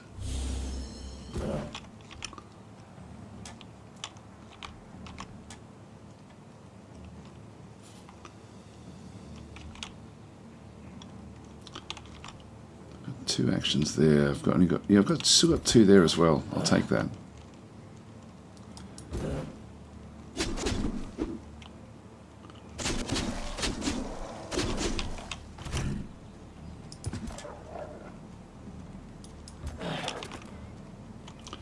I'll still take this as well. These are more dangerous. Good.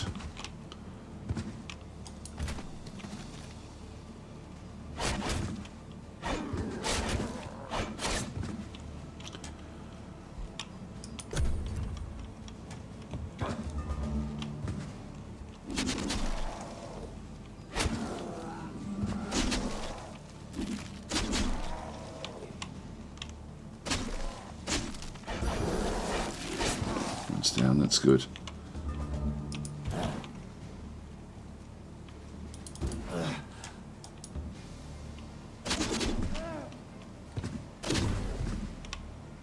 Nice. Now kill those off.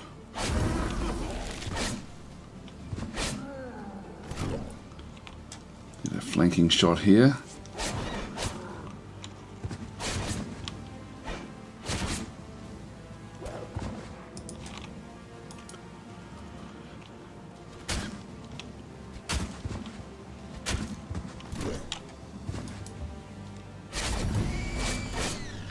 Down, that's good.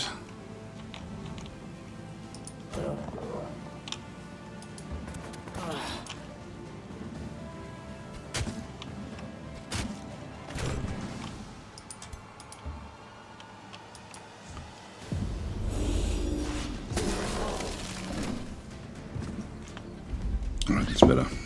So we didn't lose any that time. Okay, so we now get the different level ups. So these are quite useful. Now, next one. Do we want to use the second wind, or I might get the money? Because we're starting to now get higher level units, so I'll get that one there. So, which means that we're sort of spending more money on them. So we'll close that.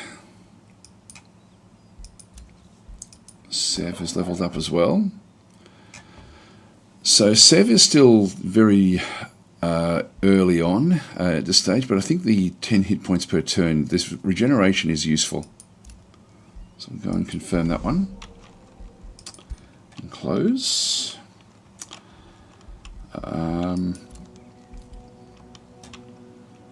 We gain 2 levels of renown as well, which is good.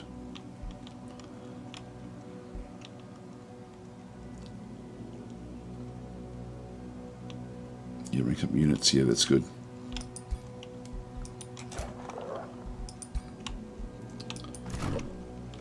Alright, so we need to get... these now need to split back out again, ultimately.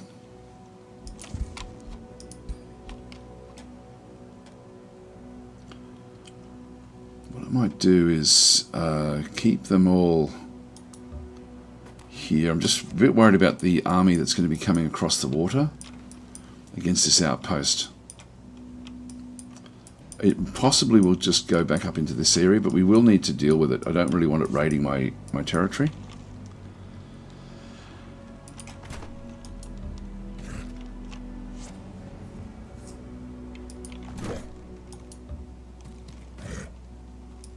Yeah, I might bring that one. I sort of would like to finish off this war. Actually, maybe we finish off the war first. And then deal with the other.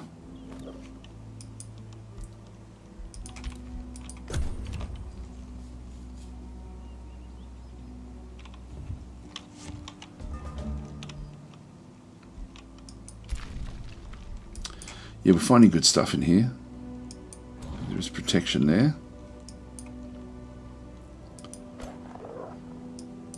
A few different things.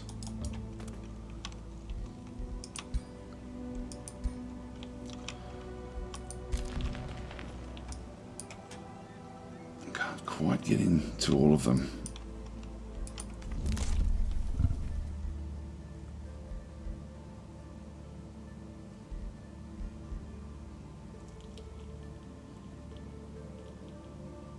I'm going to grab that one now because we're going to be looking after the city. We need to keep on looking on being on the lookout. Here they come. Here they come. So we need to destroy this. We don't want them, you know, sort of doing things that are going to cause us issues. They're most likely going to continue on. They may even be coming after us. It's a tricky one.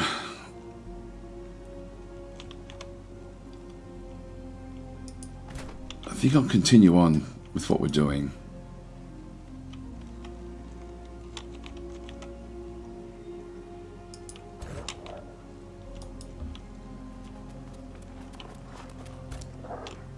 We'll pillage this one.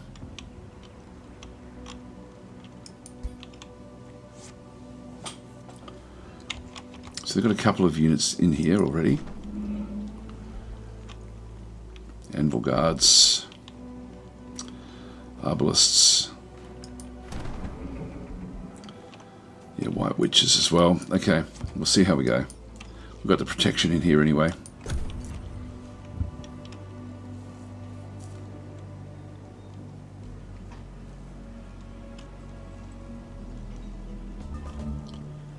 Maybe a little bit premature, this attack.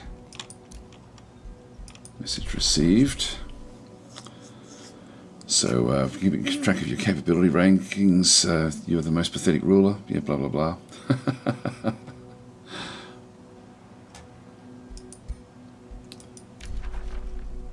From this one as well.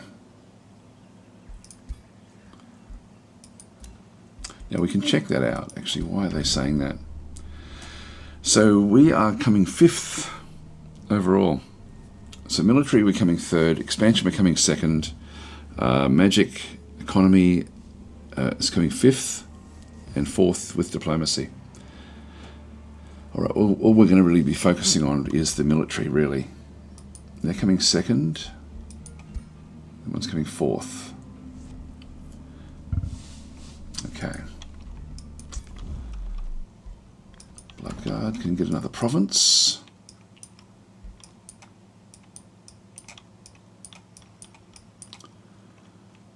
I'll just get this one here. The food. Yeah, I'll go and just get more production with another forester. That'll be the 3rd forester, I think. No, it's the 2nd. Which will help with our boosters as well. This one can also now annex another province. So let's go now for the quarry, and we'll need to ultimately get rid of whatever this thing's guarding. Oh, that's actually another level up.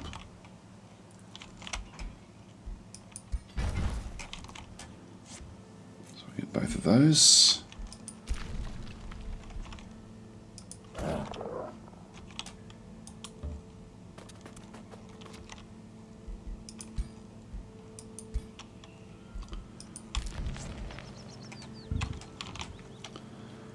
Now we'll start the siege.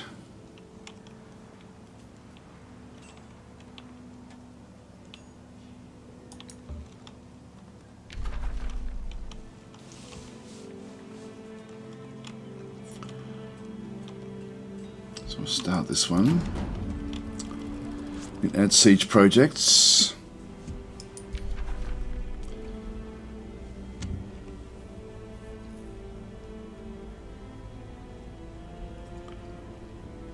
Undermining the walls will be important for us.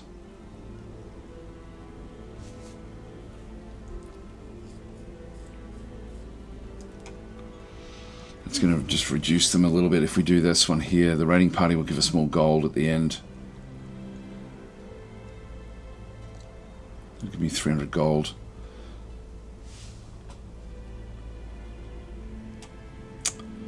We might start there, I think. The harassed defenders, 20 physical damage is good. It sort of it does start things off, but I'll go raiding party. Just close that one off. Again, I've liked the changes that they've made to the sieges. Like this came like before this previous update, but just where the you know the 3 turns is, it's essentially you can't sort of shorten that all that much, so you sort of know what you're up against.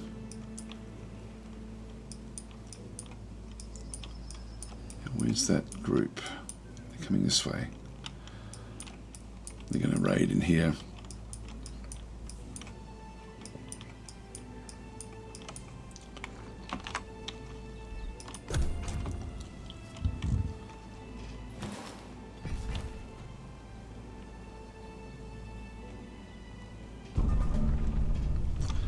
Okay, we've destroyed Frost Spire ruins. We'll start to now build up a few forces.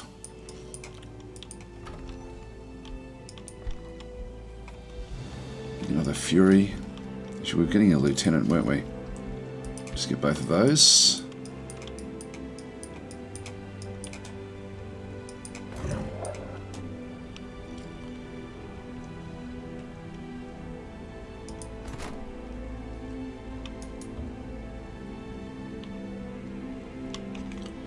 So 2 turns before that one falls, that'll give me time to take this on. We're still in protection with each other, so it'll be exactly the right time to then take the city. All right, so that was declaring a rivalry.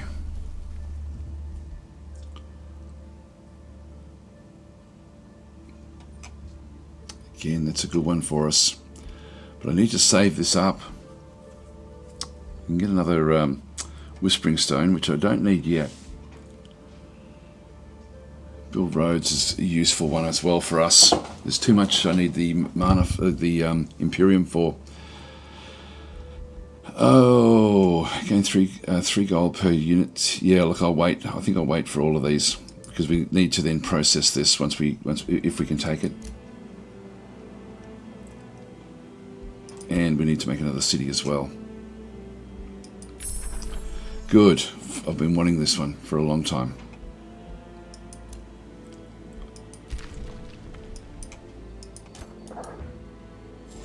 Good. A little bit of a mana stash.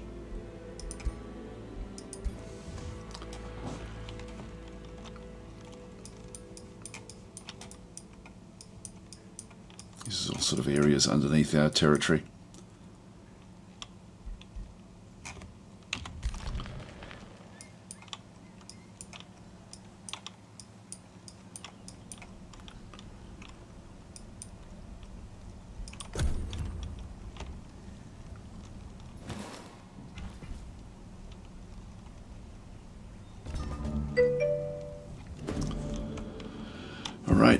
Ride for Vengeance. Thanks for the subscription there, Tail Sly Fox. Very much appreciated. So self-conscious approaches you as a lonely child explains, and you realise you're in it for a long story. Oh no. Well, we can just skip past all this. Will you help kill the infernal hound and get my revenge? Yes. So we end up with sort of like other benefits by doing these anyway. So we'll go ahead and go with that one, but we're not ready to do that one just yet. One more turn and we then can do this attack. Bloodguard, produce tavern. It's going to be useful. We're still unhappy, -10. So it's still a bit of a problem. We do need to... well, we've got the bathhouse coming now. The Fury coming as well. So I might even build some of the basic units in here as well. Actually, we need to... We don't have anything... Oh yeah, we got the battle... this one here is... we can grab this one for more mana and draft. So let's just go and grab that. Arcane Research, the Constrictor, is a very, very useful unit. Training Regimen. Yeah, I won't worry about that one so much. Grab the Constrictor. The area is excavated.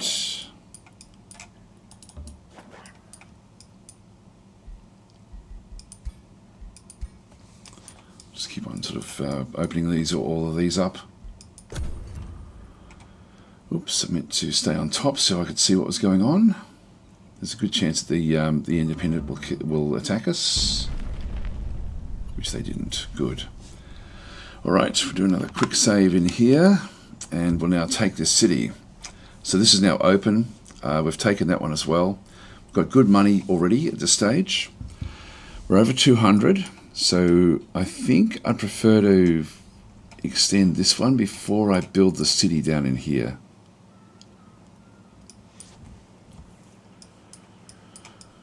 I think. Actually, we may not even have to do anything here. If I attack that one, both groups will be going in. So I will just have a look at everything else. Breach is made. Just close that one for a second. Negotiation successful. Alright, that's good. Next up is the Pact of Vassalage. So we're getting close. Good news, proceed. Now, again, with this, I've got the basic ones in here. That's the extra city cap. Not that we need it.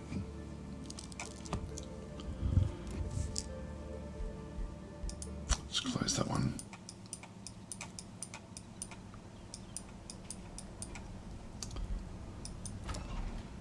Grab yet another province.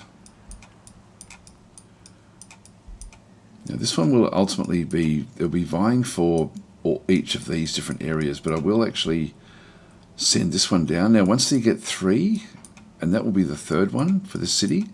If we have a quick look at this location. A city with 3 provinces adjacent to this landmark then gets the dragon units.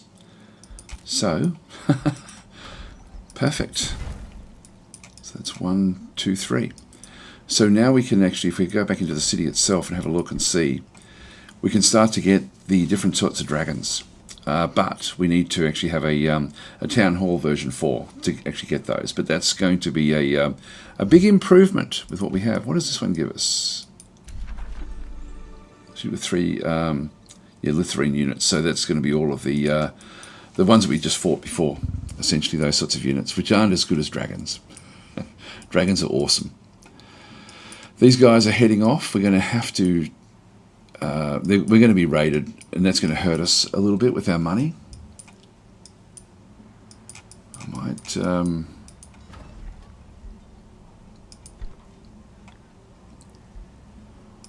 just get another warrior unit there.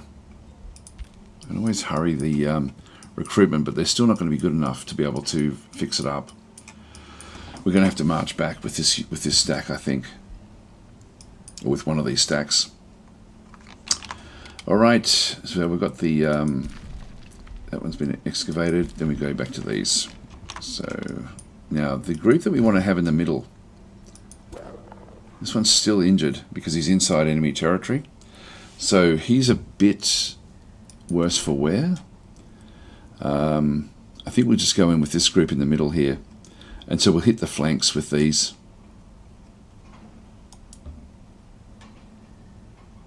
Need to move these into support. There we go. Now it's a high-risk battle. Why? These are legendary rank. All of these are, and this one's level 7. Let's just test it and see how we go.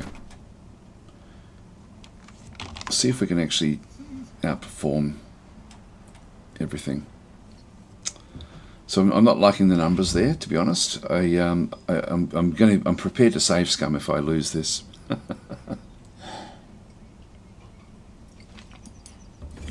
So what are we up against? We've got more units than them. Doesn't matter if I lose my hero, because he'll come back in 3 turns, which will be just in time to. I mean, whether he gets killed and comes back, or moves back, we're going to have to go back eventually with him anyway to go and get the rest of them.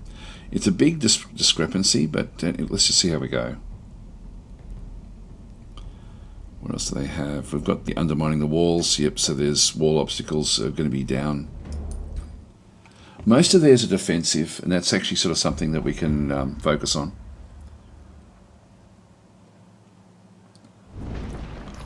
There we go. A lot of damage done.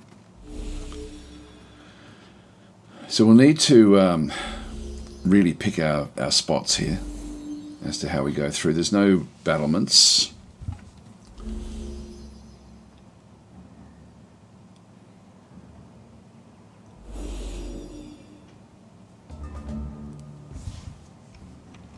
And we do actually have the spells. They will as well. So down this side, they've got themselves an Arbalist, which we're going to be able to take on pretty readily. They do have Decaying and Lifesteal with their shots. These are undead that we're sort of fighting against. The White Witch can freeze, Freezing Blast. Very successfully.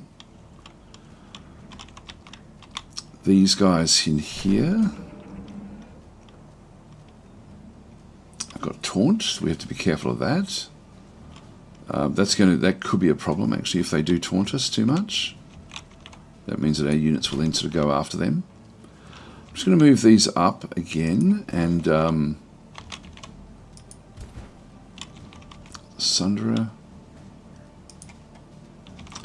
Got a 50% shot there. I'll give that a go and just see how we go.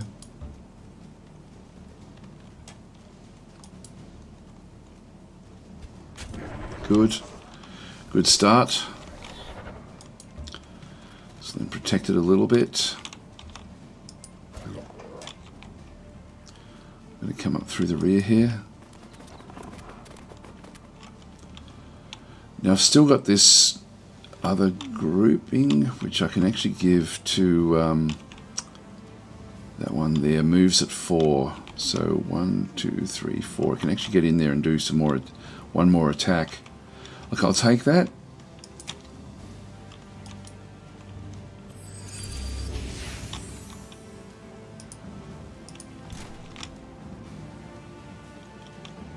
Now we also have this as well, the Shield Bash. Let's try that. That way we should be able to catch this one.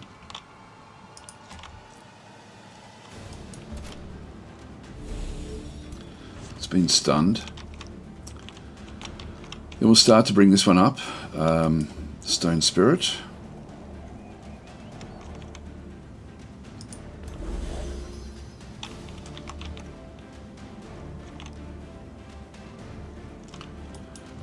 I'll bring these up. Some of the, I don't care if I lose some of these units, to be honest. They're not all that special. Only a graze, but I think we'll switch and leave these till the end. It does allow this one here, which has got the fire evocation. Yeah,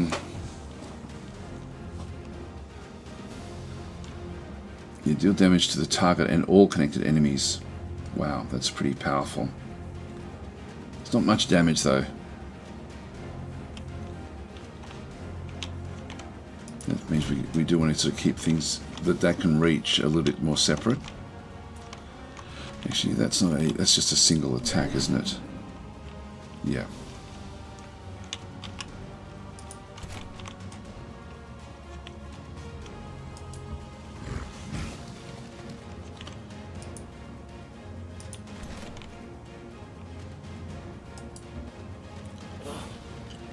That one down.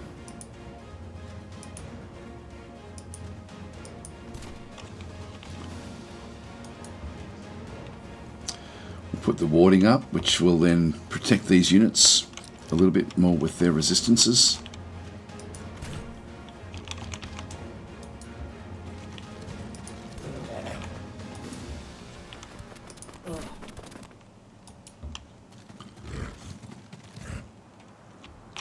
So we really need to do, I think, at this stage.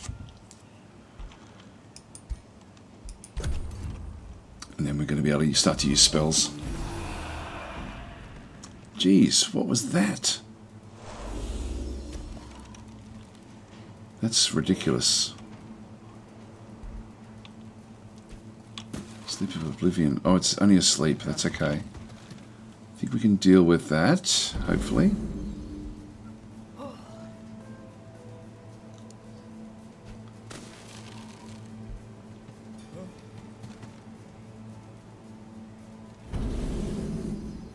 Been taunted, which means we're going to come charging forward. Now, what is Sleep of Oblivion? It's been taunted as well.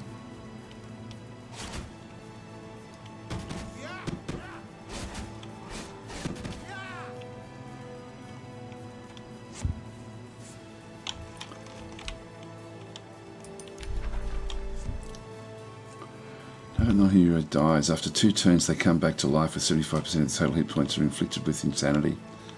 Well, dead. This unit cannot be revived or have its corpse destroyed. Now, I don't know what that means. I have come across that one before. So that is interesting. Got 2 shots there with this one. I'll take this one through.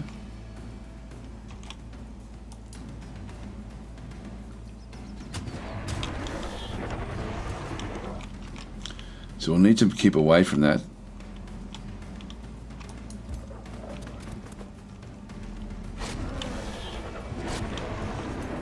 No criticals, unfortunately.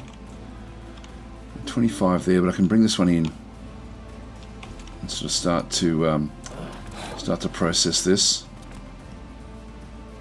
Okay, that one's down. That's good. Got a mage there.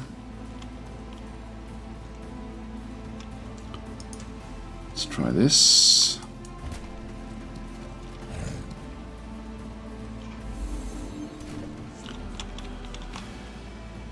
Now, this taunting will go away after 2 turns. There's a chance I can free some of these.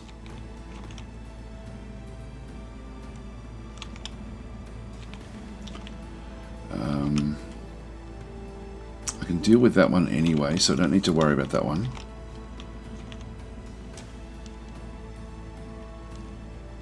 I think I'll just start to protect these.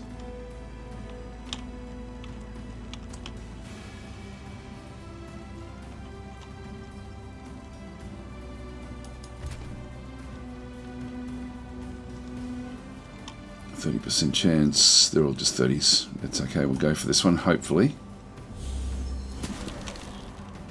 No. Resisted.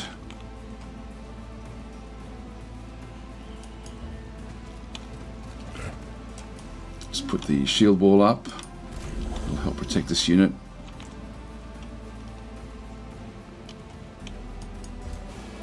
Be careful of this one now.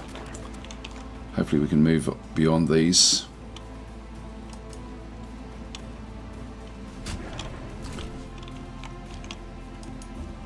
Protect this unit here as well.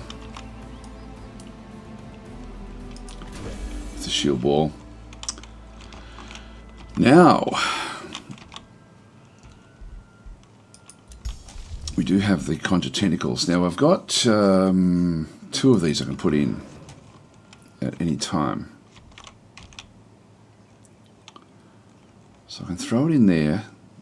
I don't need to do it there. I'm thinking I was going to do it here because this unit's going to be a bit more powerful, but this one is as well. So I think this is the best spot for it.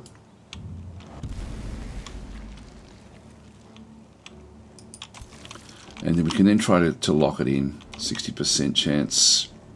That's already stunned anyway. Come on, constricted. There we go. So that one can't fire. That's good, that's 1 down. This one can't fire. This one can at this stage, which will cause a bit of issues. Then we've still got a bit of a bonus over this other side. And again, this thing will be coming back up fairly soon and then attacking whatever it finds.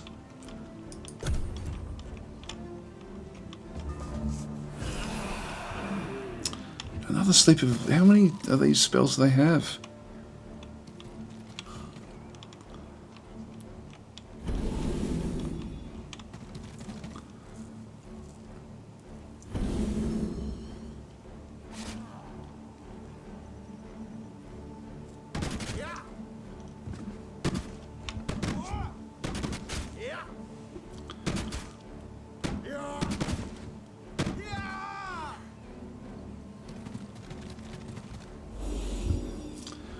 Well, that Sleep of Oblivion spell is crazy.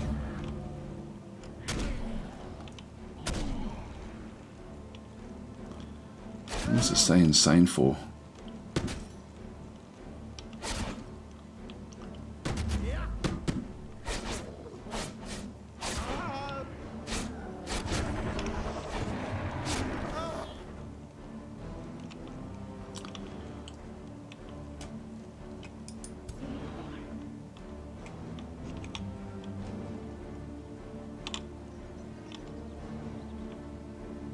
There's one there. So we can see if we can find out. One more turn. And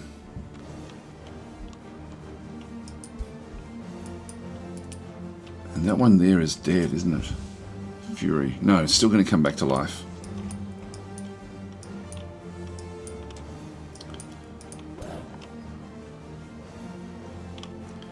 So I can still just stay where I am doing what I'm doing.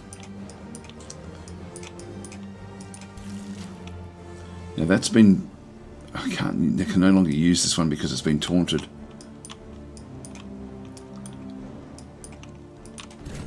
And this one has been taunted as well, so I can't make use of that one. Damn, this is hard.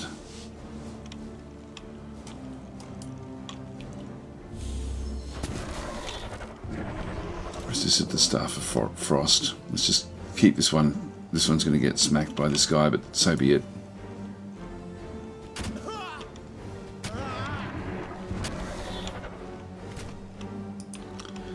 I didn't have to do that. I could have moved it. I might move this one around, just see if it actually will attack this one instead.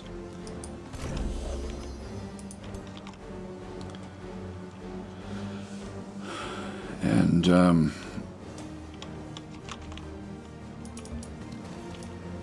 just keep this one bolstered a little bit.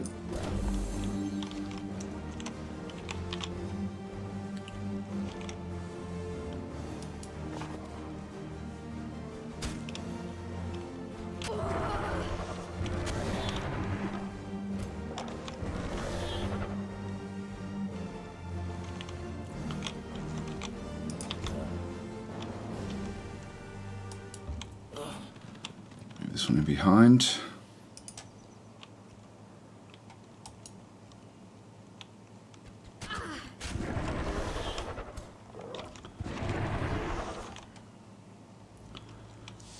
I'll be able to use that again fairly soon. Move this one into this position.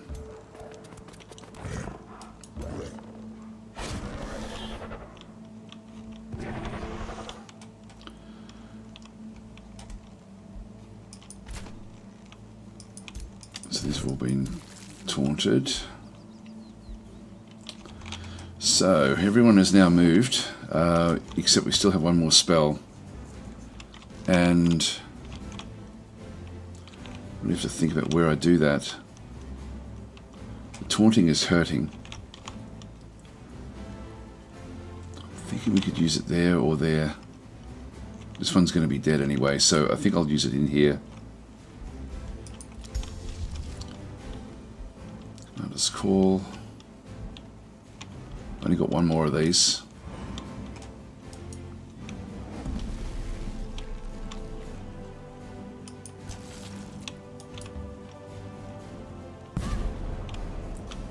It remains constricted, it can't fire, which it is. Alright, end our turn there. Surely they don't have any more of these Oblivion spells.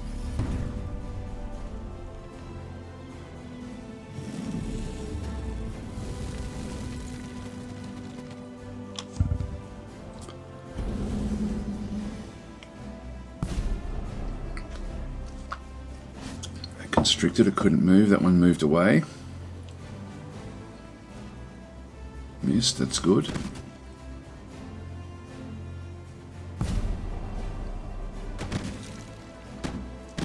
they're going to bring that one down.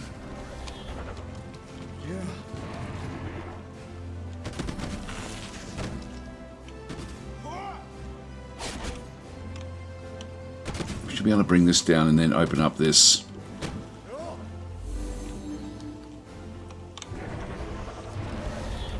It's going to get a couple of shots at something. That's just the way it goes. This is the taunting that's gone on.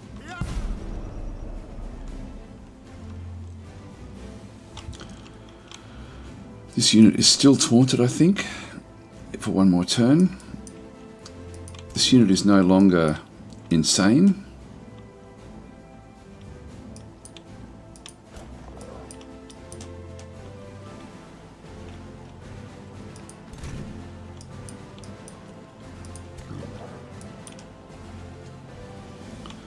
Can kill that unit off straight away. I can do it with this one actually.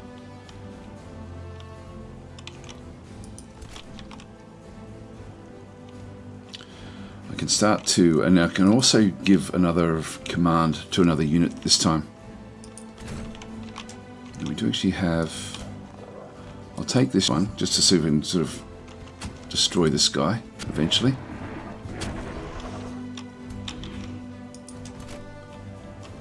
That's close.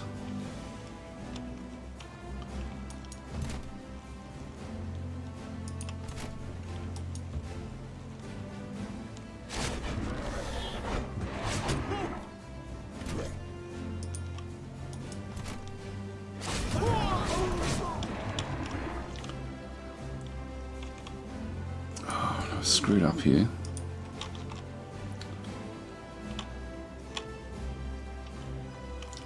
Do a little bit in there. I'll take this one in.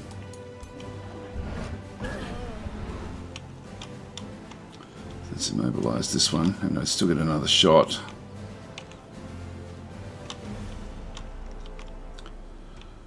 I think I'll just bolster this one now.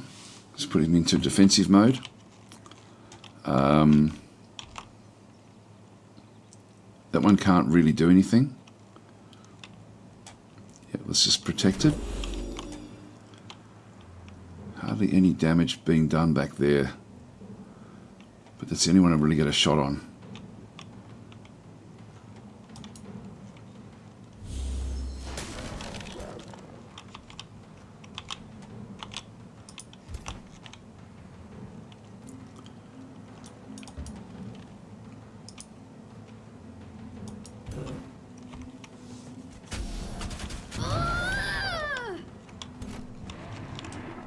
Now we don't do as much damage as what this unit does, so I'm just going to go and bring this one in close. Oh, I could have done that. Decisive command there. Didn't have to lock him away. I could have done that afterwards.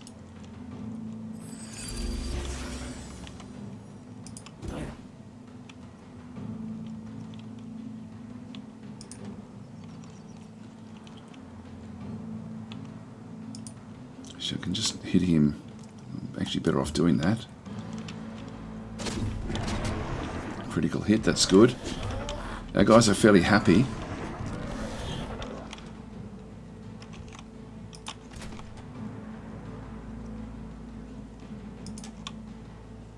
Let's stun this guy.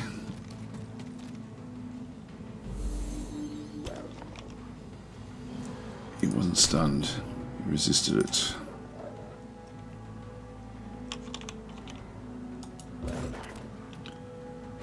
Got no more spell points.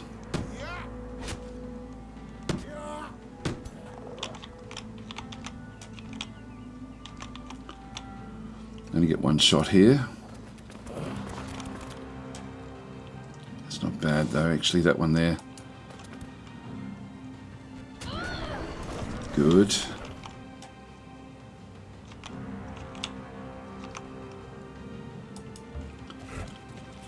Okay, we're moving our way through now, which is fairly cool. There's not going to be any more insanities after this, so we should be able to start to reposition things, and we just have to now hold on with the taunting. Yeah, they used the Steel Fury chant. Yep, that's okay. I think we can now weather it. We've got no more spell casting. The decaying is a problem. And we will have to probably move him out of the way, I think.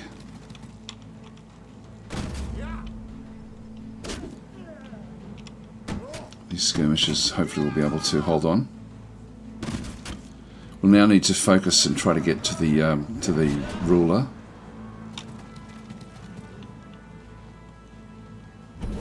Yeah, that's been taunted, unfortunately. Oh, here she comes. Good. We have insanity there. So we're not taking a hell of a lot of damage from all of these hits. The shield units don't fight as much as you think. Missed. It's still not bad actually having that insanity where that is. I've got to kill this one off, which I can do with that unit. I've only got 15% there. I've got 80% there. I'll take that. Which then gives me 55 there. I'll take that as well.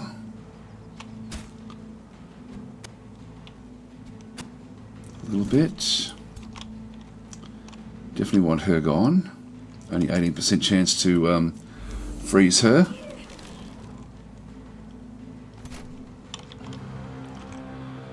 Then we've got these different units. I've only got one that I can move into there. That one can actually hit twice. Yeah, they can all hit twice.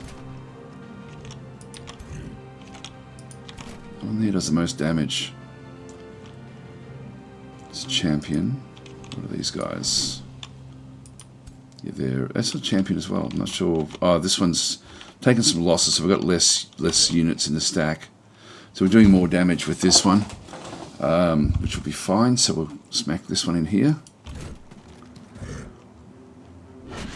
And we do get insanity, potentially when she hits. Good, a nice critical hit. It would have been good to hold this one back now.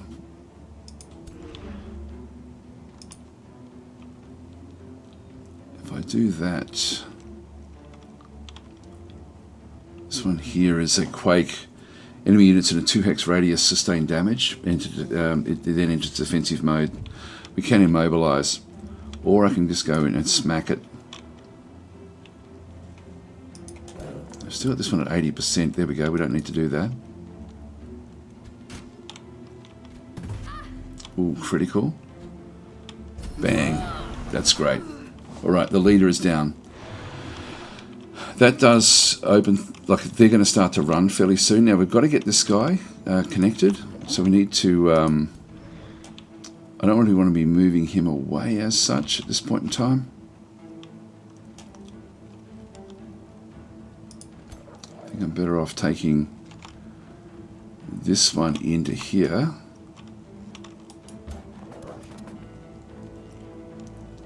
just starting to hit these.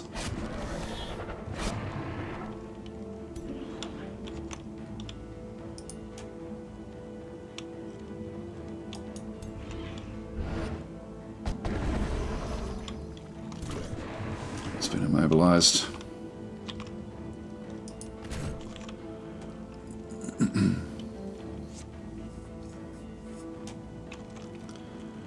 He's not going to do as much. I'm just going to put a shield wall up in here. Oh, I should have waited with that one. Okay, we're now swarming across. Some pretty strong units, so we'll start to now just get in behind them. Everyone else has now moved. So they're down to fairly basic units. Well, the taunting is still going to be a problem. Let's try to run. It's going to get one shot.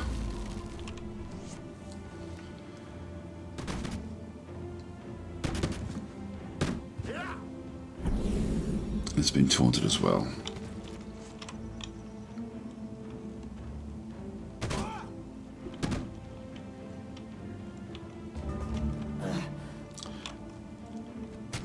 Guys that have been taunted will now have their shots. It's trying to run.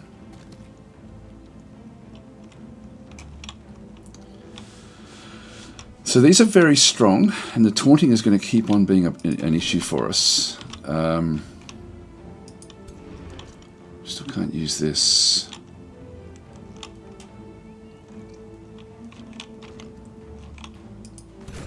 Taunting is blocking us in there.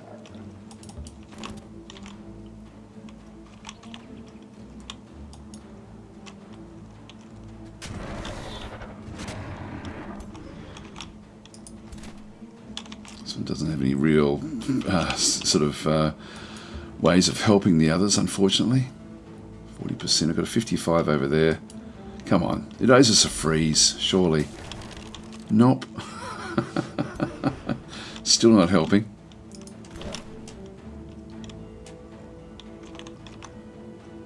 40% there.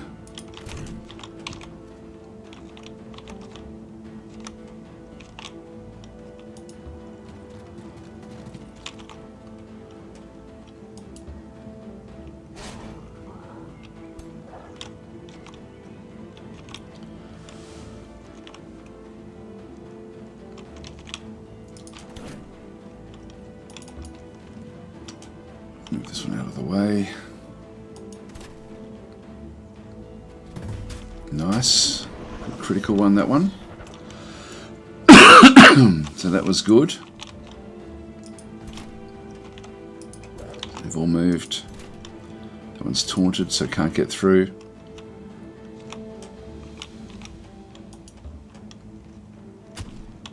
These are very strong.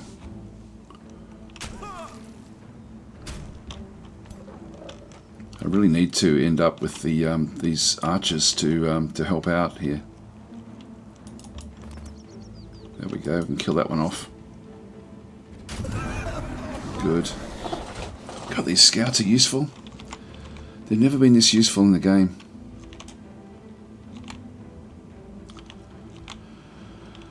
I'm going to stay alive with this unit. I might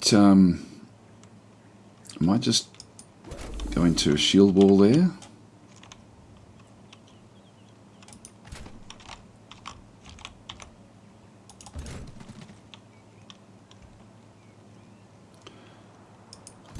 Oh, I should have done something different there. Anyway, I could have made one of these that they couldn't have their turn. So let's have a quick look and see what they're doing with their taunting. Yeah, someone still can't use it for a while. Yeah, one more turn for that one. 3 turns for that one. Okay, well, we're sort of rolling them up. Profane is saying lifesteal is such a nice thing, except when the other side has it. Yes, scouts have been totally worthless for anything other than scouting so far.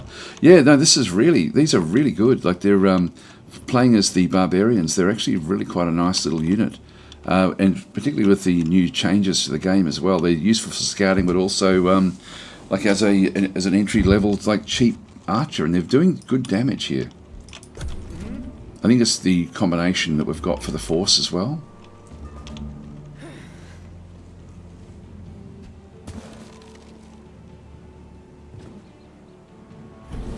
Yep, taunting again.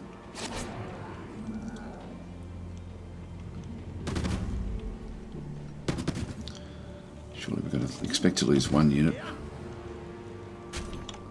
I have to get rid of this guy because he's going to remove these. He's going to destroy these two too much.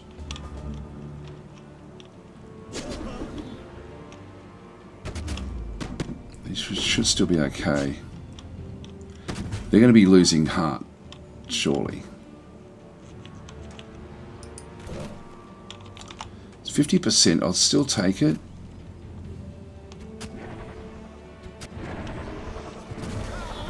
Got one good hit.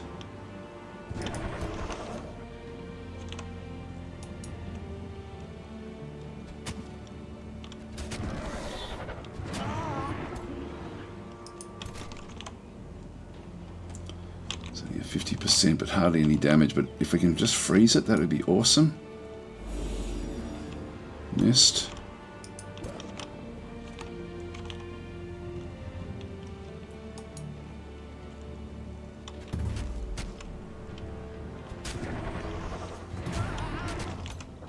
Some good hits there. And that'll kill it.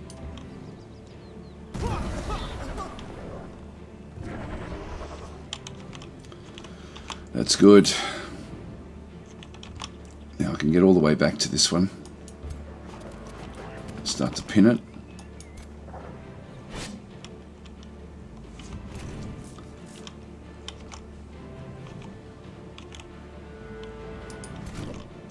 Unit was still taunted before, so it still can't do anything. Still got taunting going on through here.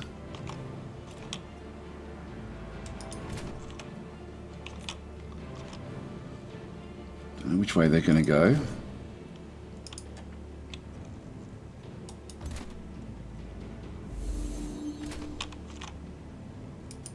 Was that stunned? Nope.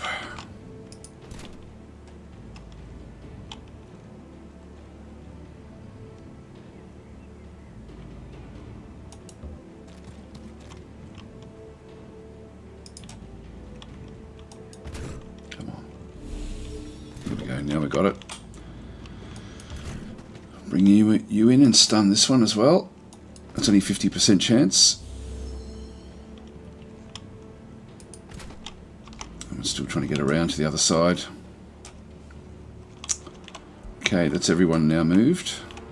This one should survive. The decaying is a bit of a problem.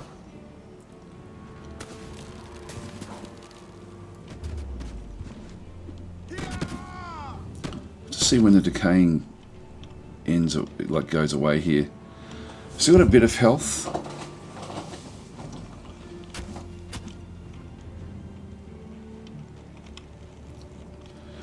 That one's still taunted.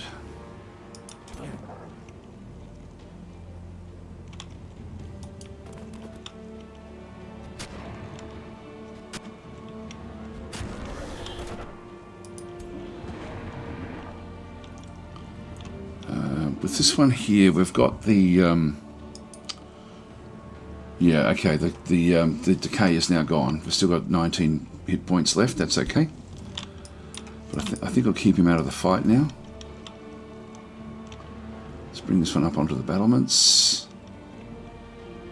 Two shots there.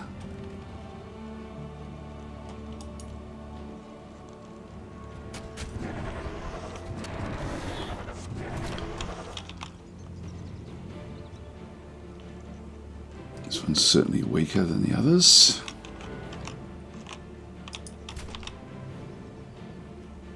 Bit of retaliation coming back that way.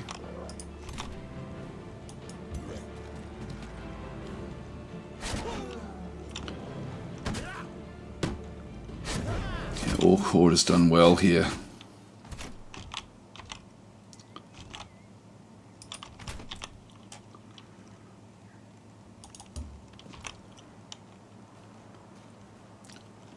That's a 36%, I'll take that.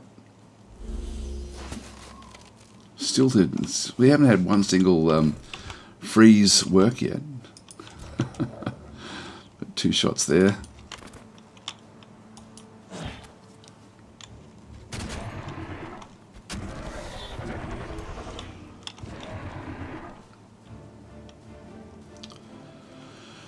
So I do have these quakes and things, but I think I'll just leave it where it is.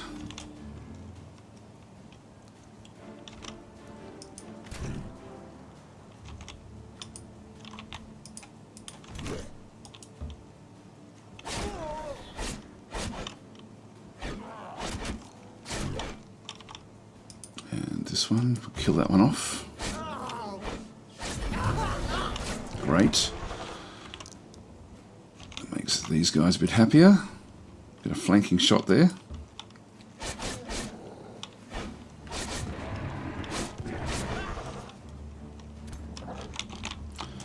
This one here, we just want to stop this one from running around. I mean, it will be able to still run backwards in through there.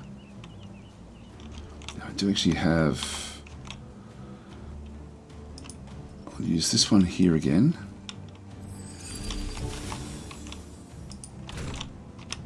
That can stop it from moving around, actually. If I chase this one into here.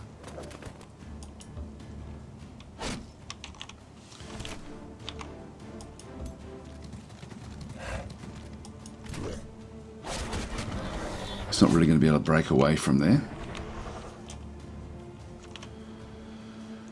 And I think we'll just shield wall that one up. End our turn. Getting close. Then they're starting to lose morale here.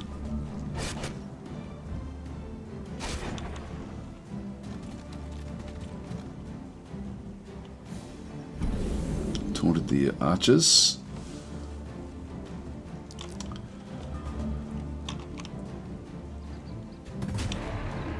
Which won't worry us.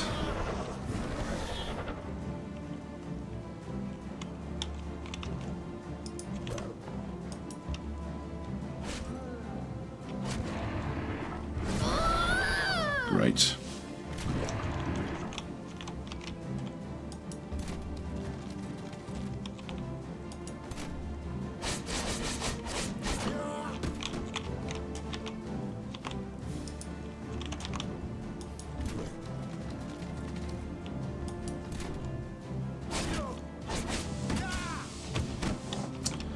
Life stealing helped them.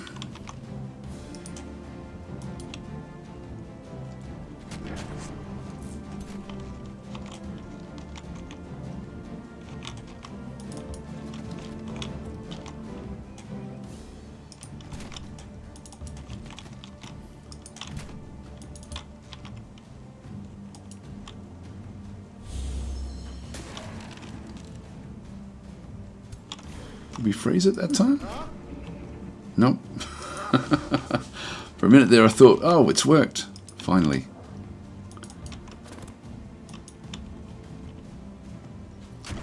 Wow, I've had to really fight our way across here a lot.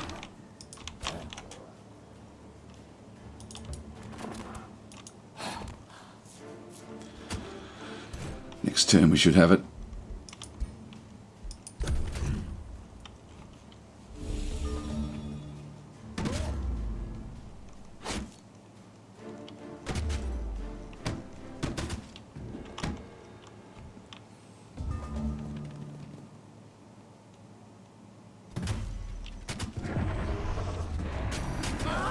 Here we go.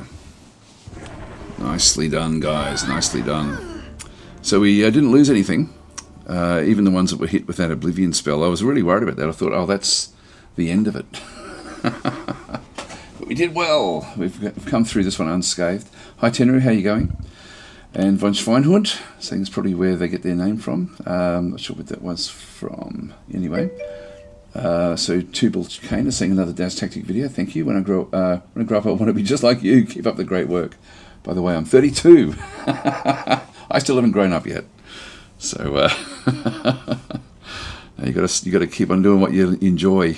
That's the thing. Anyway, we'll close that one off. We did well there. That was very, very. That was not easy. That was not easy, that fight. We see the true seeing flute. So there's the demolisher, caretaker, animals. Yeah, really not interested in this one, but I'll still take it anyway. So we'll open up the hero screen. You can have the magical flute. Confirm. There we go.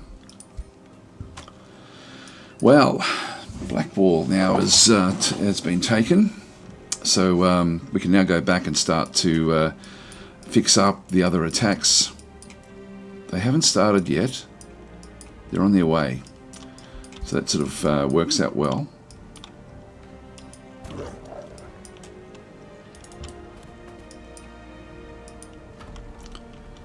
And now, it's not going to cost me anything to vassalize it. If I migrate it, it's 200. I've only got 230, and I want to do other things with that, with the Imperium. So I'm going to just vassalize this conquered city. So it can just become a vassal. It'll take 4 turns. Now, she was captured. Okay, so we've got her now in the prison.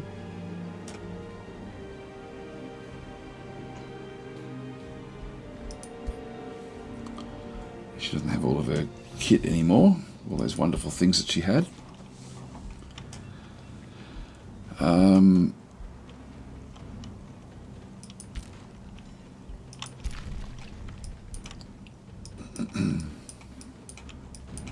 Keep on going up this way, I think.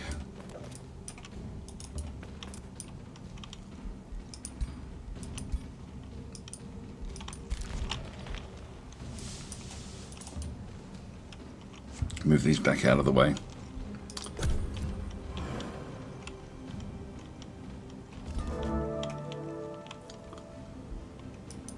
Province is being pillaged. Here we go.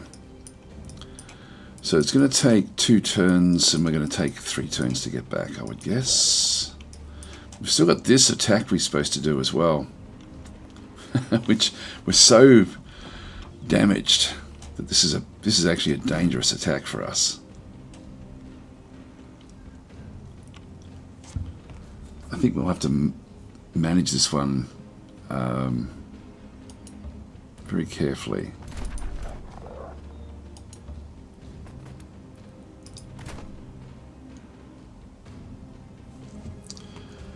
Do a quick save, try an auto, and just see if we can get through this one unscathed.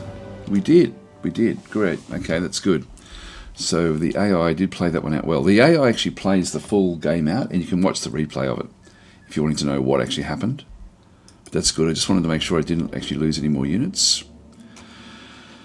Hunted down, killed the Inferno Hound. So the Conjurer is grateful. What do we mean? Train new units. So we end up with shooting a heap of draft. Avenge your old mount. Go out and train a new one. So we get a Dire Bear mount. This is Tier 2. It's got Overwhelm as well. That's actually good. Let's go that way. And we'll just go back into the... I don't know why they've changed it so that there's no longer the gold banner above. I used to like that, because you know exactly where the leader was. Whereas now you don't know. Dire Bear. There we are. Confirm. Got a couple of extra wolves there now, which is useful.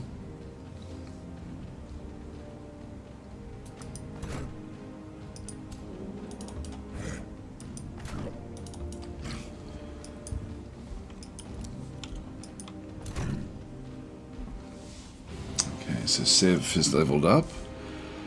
I will get the money, and then we're going to have to start. We've got the signature skill as well. And we'll go with the Initiative Chaos, I think.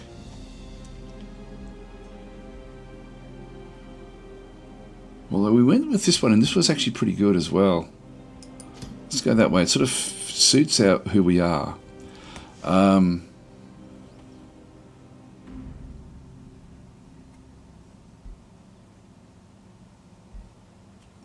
Look at these different things. The Discipline of Frost. I'm thinking Flame is going to be ultimately where we end up.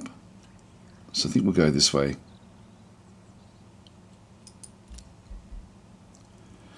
So we've got one more. Chaining Evocation. Or Blast Evocation.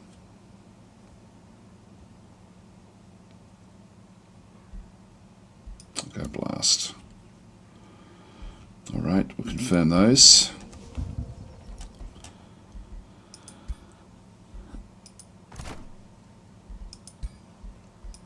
It's definitely got twice in that combat. Very, very good.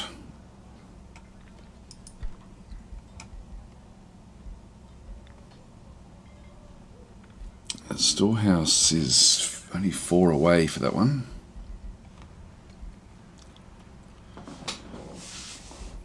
The market is boosted. I might grab that one. Another province from Bloodguard.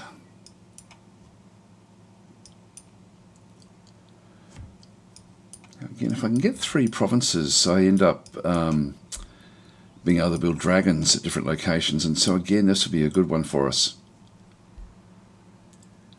Let's pick that one up. That gives me 2. I just need to get 1 more ultimately down around here when we get the next level of the city, a little bit higher. Okay, the chapter is complete. We're playing a thing where the tomes actually end up like we don't have.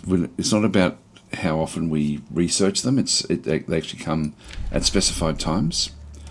So we have summoning. Now I really don't need anything that's going to give me any sort of unit upgrades. Scrying. Rivalry. This is now tier 2. Go to some. They've got the Sandstalkers, which we don't need. Tome of Winds. See the one there.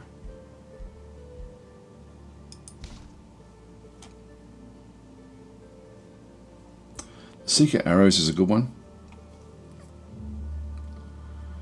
Zephyr Archer is a good one as well.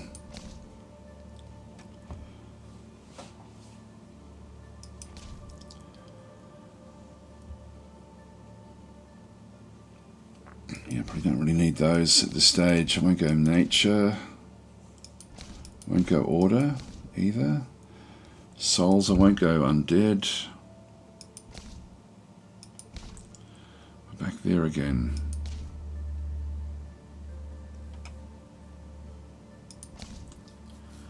Mayhem for the Gremlin.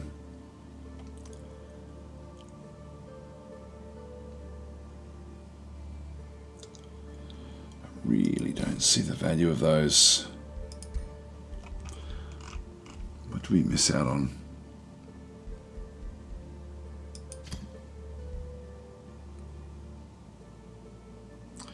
A lot of these are buff spells and things, but they sort of rely on unit enchantments.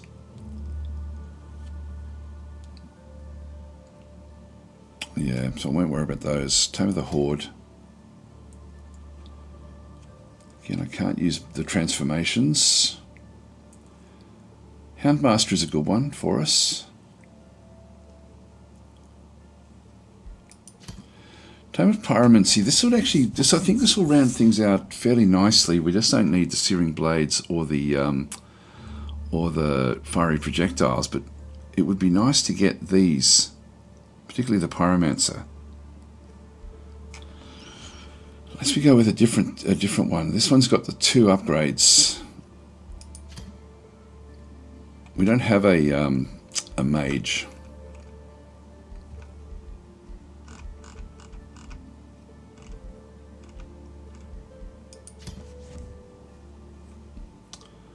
Afflictor is a ranged unit.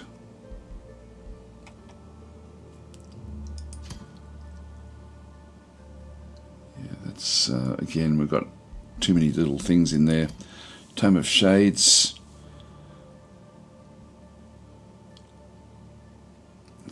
Special unit. Yeah, it's not really a shit. Again, we've got unit enchantments, which we can't make use of. Gosh, which way should we go? Just looking at the whole lot this time. Cryomancy gives us the White Witch to freeze things. Again, we've got the 2 there. I think we'll go flame. I think we'll just go back, and even though there's 2 elements there that we really can't make good use of, we'll still just go that way anyway. So I'll just get this one just purely to pick up this. Although the Magma Spirit really is not all that valuable to me.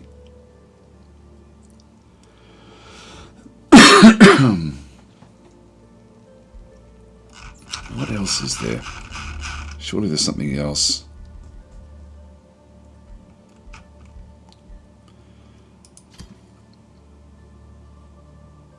Yeah, the Snow Spirit again as well. The freezing is good.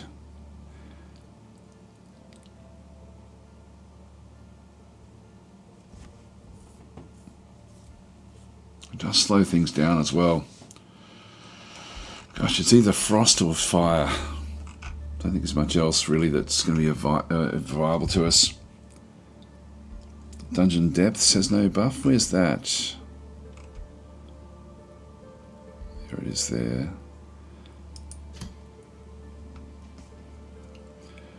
This is the Clay Forge. Underground vaults, that's not bad.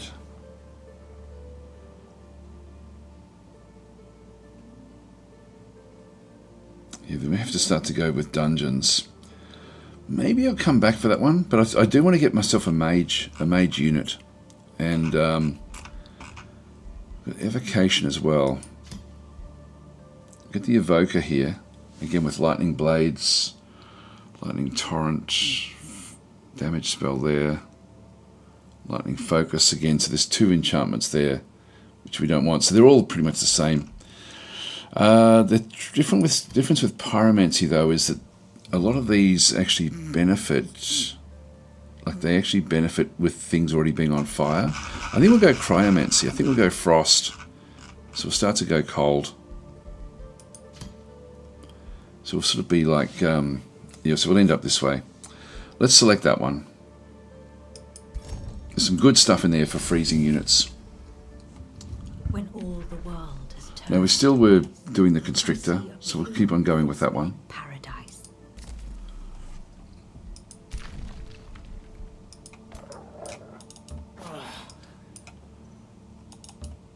Make our way through here.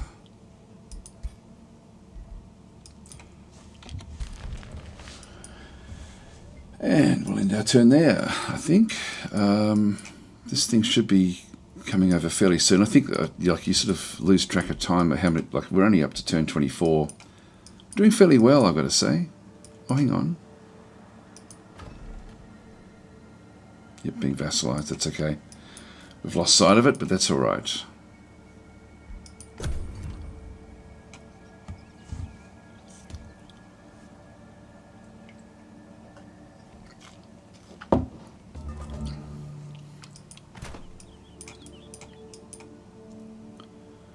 Gotta get back there.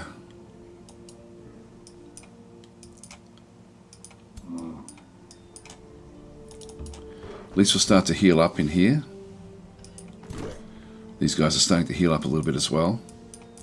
There'll be one more turn and they'll be out of there, but we're not going to be able to catch them as readily. New Empire skill available.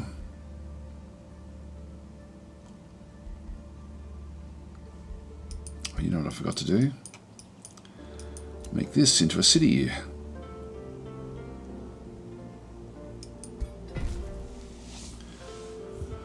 Now we're still one turn away to get Began, who's going to be coming in.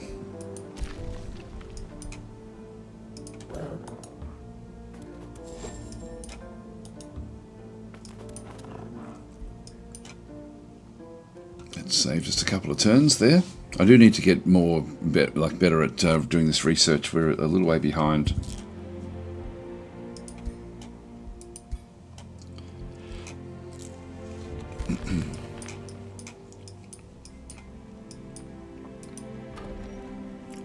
turn we get another Fury.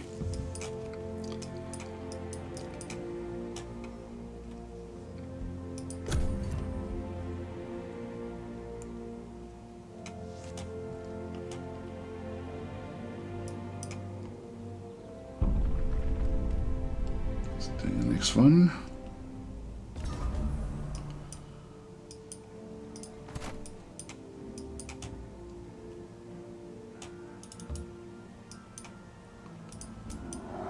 I've got 2 turns to reach that.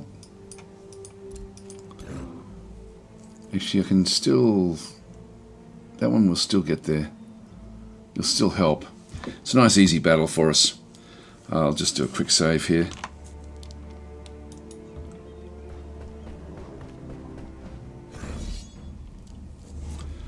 And we'll just do an auto combat. We should be okay, but we'll just double check.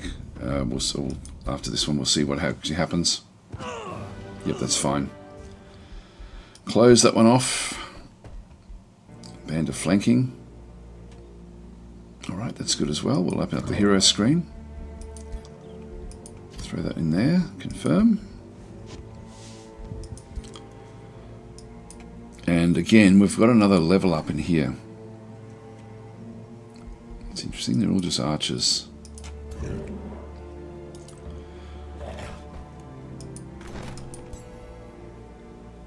Yep, so this is the giving the experience. So definitely want to get, again, some of these units to take that.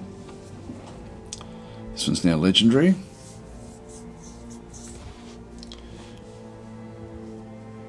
A little army has certainly improved a lot.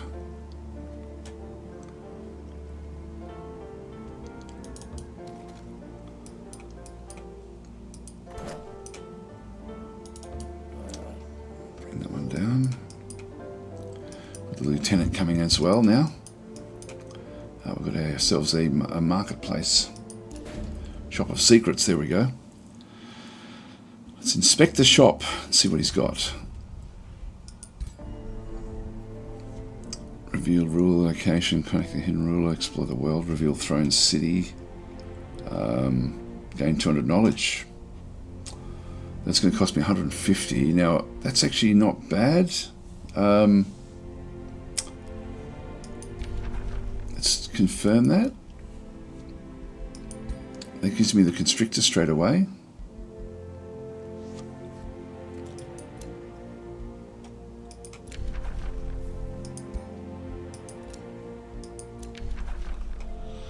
Okay, these are now vassals, so we're going to get a big boost to our income fairly soon. Province still being, well, it was being pillaged. It's now been. It's been fine. Repair that one. They've sent another war party, so we're going to have to wipe these guys out. So we'll need to go and do that.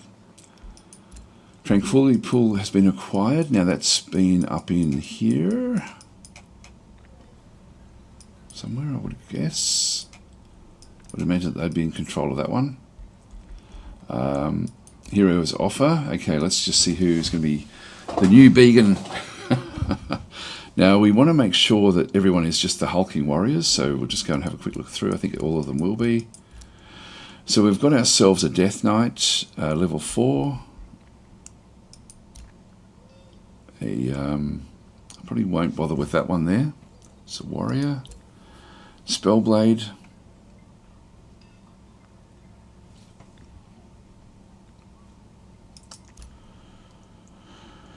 This one here is a level 5 ritualist. Now, at the moment, the magic is not really super strong with us, and we've got a warlock there, which will be more undead, so I'm not going to worry about the death. The ritualist is going to be a little bit better.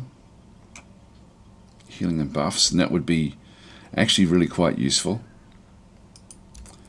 Glory Seeker is great. Where's that one? Yeah, back in here.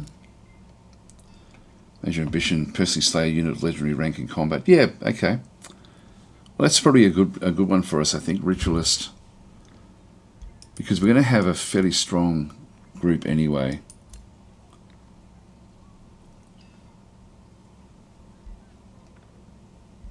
Yeah, I think you're right. I think we'll go back this way. So this will be Began. So we'll do the recruitment. It's got a lot of stuff. We can always go back and we could get one free upgrade, like to reset everything if we need to. Just do the recruitment here. And so this is now Began.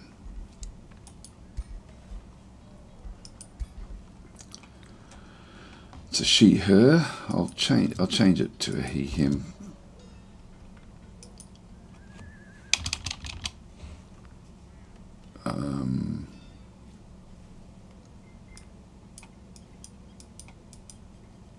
There you go. Chief Began Grime. Began Grime there. Physique looks pretty cool actually. So I'll just keep that one there, accept those changes. Got skin decorations. Look, I'll leave it there. Fully painted. Yep, that's it. We'll just accept that. Right, there we go. So it's Began Grime. Coming in as a level 5 actually, so he's actually already ahead of the others. And we now want to get this city, Ruffheim, and have Began looking after that. So recruiting governor, which we probably won't use much. Now we can, across here we can start to sort of, we want this one to mainly pick up the areas in through this other side. But I can get the growth happening straight away here. So I will do this. Now that one there, restore the node for 250. Let's do it. Now it comes back in different areas. So I thought it took multiple goes at it to actually sort of get that one to work. The remains have been collected. Ruffheim has been founded. The vendor can be boosted. This is good.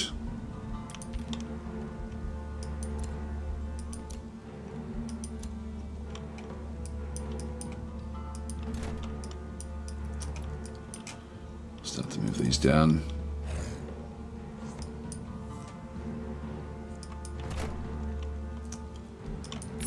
Constrictor. So do research. See, frost arrows is useless to us. Ice coffin is okay. Get that one.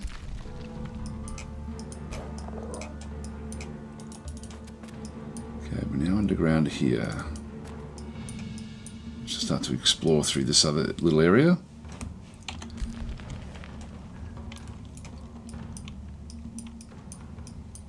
What are we going now? In the grand scheme of things, we've gone from 5th to 4th. The our military ranking is now 5th. This one's now 5th.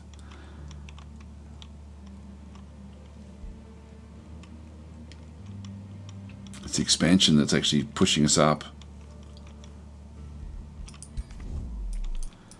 Doesn't matter, it's still very, very early days yet. So what's our empire like? Got a few little areas over here. I might just now go and clean up the zones, and then we'll go back and go back into here and clean this up as well. So we do have some sort of a fractured infestation, which is going to damage the land. So we do need to get rid of that one fairly early. I'll just end the turn. I'm probably going to have to leave it here, guys, but I'll just do an end turn. Let's see what we get.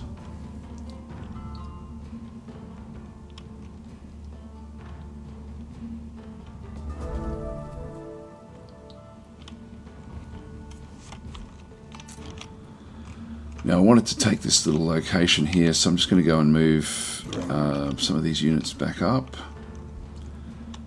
These are all about as good as they're going to get, so even that one there is actually really, really high.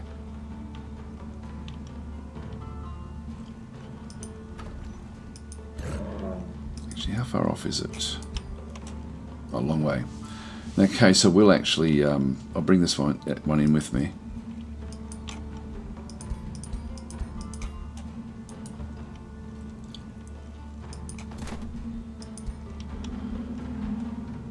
Bring you in.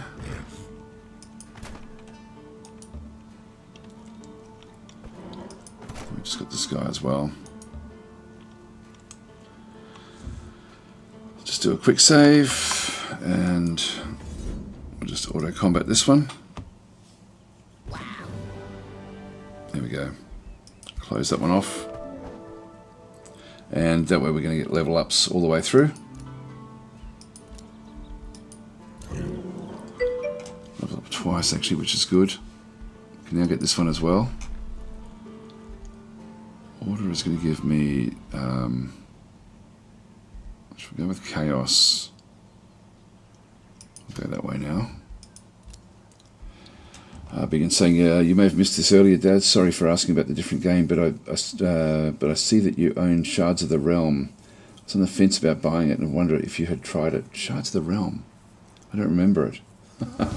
Actually, when I go, we'll have a quick look. And I just can't recall it. Yeah, I can't recall that one at all. Now, this one is, we're going back through Warrior again.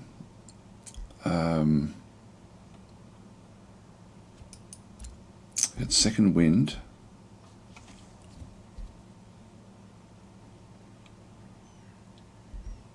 Do I want to get this one? Reckless Rage? No, I think I'll go this way. I've still got one more I can get. We're just not doing the damage, so I think I'll go this way to start with. Alright, we'll confirm that. So that's going to start to make his attacks a bit more powerful. It's only still at level 1. Close that one off. We just now need to move all these back into their positions once we've checked these out. So this is Began. Now there's a lot of stuff in here. We probably don't really need all this with Began. Got that one.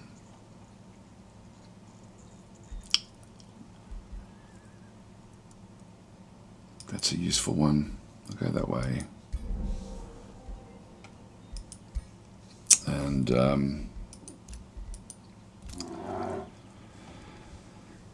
back in here with the Elementalist.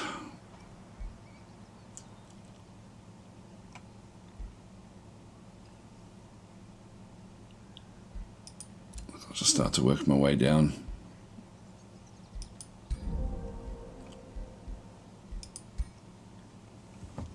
And we just need to get these back into their respective slots. It's just those two, I think. Yep, that was the original of those. Then we've got Sev was just going to go off into his group. Now we've still got 2 more armies coming back in. But I think I'll just now start to build up, again, these different groups.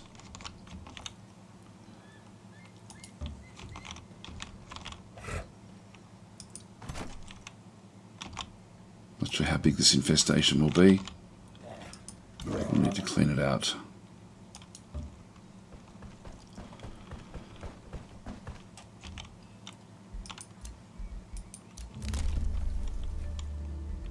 So we know this one here.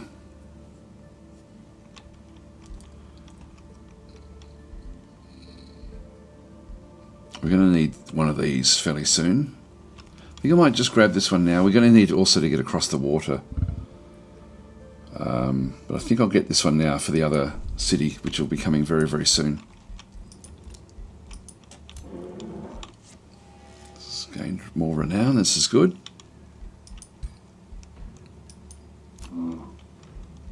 That's good. That's fine. I think I might just leave. Oh no, I will actually go off and explore with this.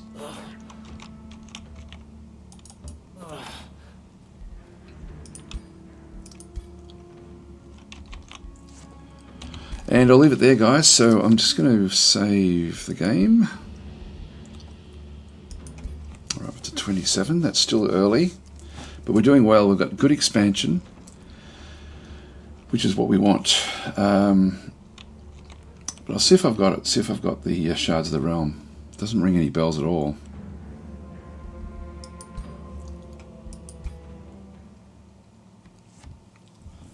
Did you see it on my desktop or somewhere else? Normally, if I'm going to be, it sounds like it's a fantasy game. If I've tried it, it'll be in here, which isn't. If I'm going to try it, it'll be in this big long list. I don't know where it is. There it is. Looks like I haven't tried it yet.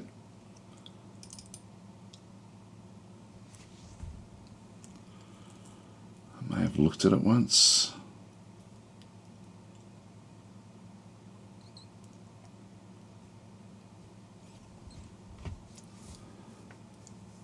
Oh, okay, yeah, it's okay. Current version, Unreal, yeah, blah blah blah. Doesn't ring any bells at all. What does it rate? Does it rate anything? That's probably why I didn't play it.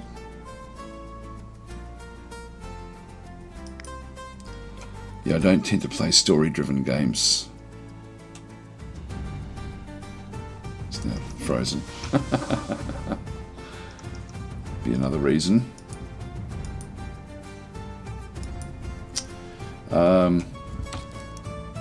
Now I can't get out of it. Oh well.